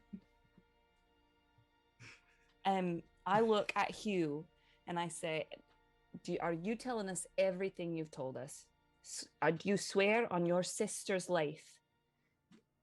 Truthfully, Lilith, absolutely. I'm simply just as lost as you are, and excited because it's exciting, but also very scared and very worried. But he's obviously like very visibly nervous. He's like, I don't know. I've told you everything I know.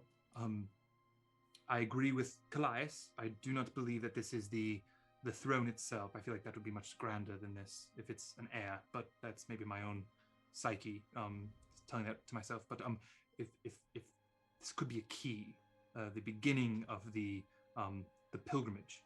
Do we want to see what happens to Peter? Let's put the thing in the thing and let it happen. We are too far into this shit to turn back now. We are not going to be more prepared than we are now. Let's fucking do it. Put it in. He's like, I agree. Let's stick it in. Stick it in. With that, does he have anything that he can cast that will help him? Not really. Okay. Then, as Hugh takes the tablet, he had it kind of like slung, like you guys have like fashioned like a leather harness for it. He slung it off and takes the harness off and places it on that sort of indent, and just like basically just like halfway in, and you see these lights and start to open up and come out. I ready an Eldritch Blast. Okay. The room, then these arcane white lights start to go up the room, lighting it up, and the motes are kind of drowned out. It's very bright, and that brightness grows and grows and grows until you guys have to like kind of look away from where you are, and then it stops.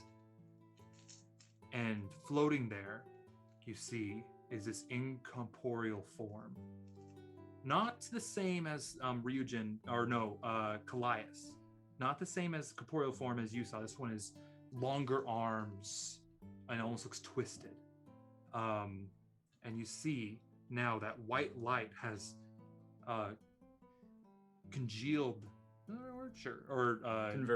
converged. Thank you, Kyle. To one area, and it's created another door of light. And above it says, "The porter will deem you worthy." And with that, you hear this blood-curdling screech. And that's where we'll end today's session. Whatever. So you want to cut out of the battle cam real quick? Whatever. That'll be enough for me. There's the being right there, kind of. Or here, this is actually probably a better depiction of it. It's floating a little bit in the air. We Cam's can't see gone. it. Show it on yours. The cam's Woods. gone, Woody. Show it on yours. Show it on yours. Oh, on mine? How do I show it on mine? Just put it on your screen. Just pick up the mini. It's just a little mini. I was just gonna show you how. Like, well, it'll be a surprise for next week for Yeah, everybody. surprise for everyone next week. Well, goodness. guys, thank you so much for hanging out with us. Yeah. Cool session, guys. That was fun. Just a spoiler, the riddles there. I just wanted to see how your characters approach those like questions. There was no right answer. Yeah. There was kind of a right answer for like the person who wrote it. That's why Hannah got inspiration. But it's more of to discern the people wanting to enter, not if they can answer the right question. Hmm. A little bit of philosophy talk, guys. Yo, yeah. When is the best time to start? There's only one time. When is the right time to start? Live in the moment, dude. Heard it there. So thank you all for hanging out with us. For those of you who have subscribed, and for those of you who listen to our on us, and this is just for our listeners or our viewers on YouTube or on podcasts. If you guys want to come and still be part of the Discord, come to Twitch and subscribe. Yeah. It's about $5 a month, something around there. Yeah, it's kind of like a Patreon or something. Yeah, free with Amazon Prime. So. Oh yeah, if you have Amazon Prime, it's free to subscribe. Or if you steal like your parents or something, if they don't do Twitch, that's what I do. And if you guys want to be part of the Discord community, subscribe through there, and we'll send you the email, just a link to join. So for those of you who are listening on the other platforms. Just so you know, and if like you have questions about it, shoot us a message on like our Instagram or something, and we can absolutely help you out. Other than that, thanks for hanging out with us, everybody, and it's so great having you all. And yeah, thank you for hanging, and we'll see you next week. And we're gonna raid. We find out. It looks like we're gonna raid Cantrip Cast. Oh hell yeah! Either way. Awesome. Goodbye, everyone. All right, love you all. Quick, nudge, nudge. Bye.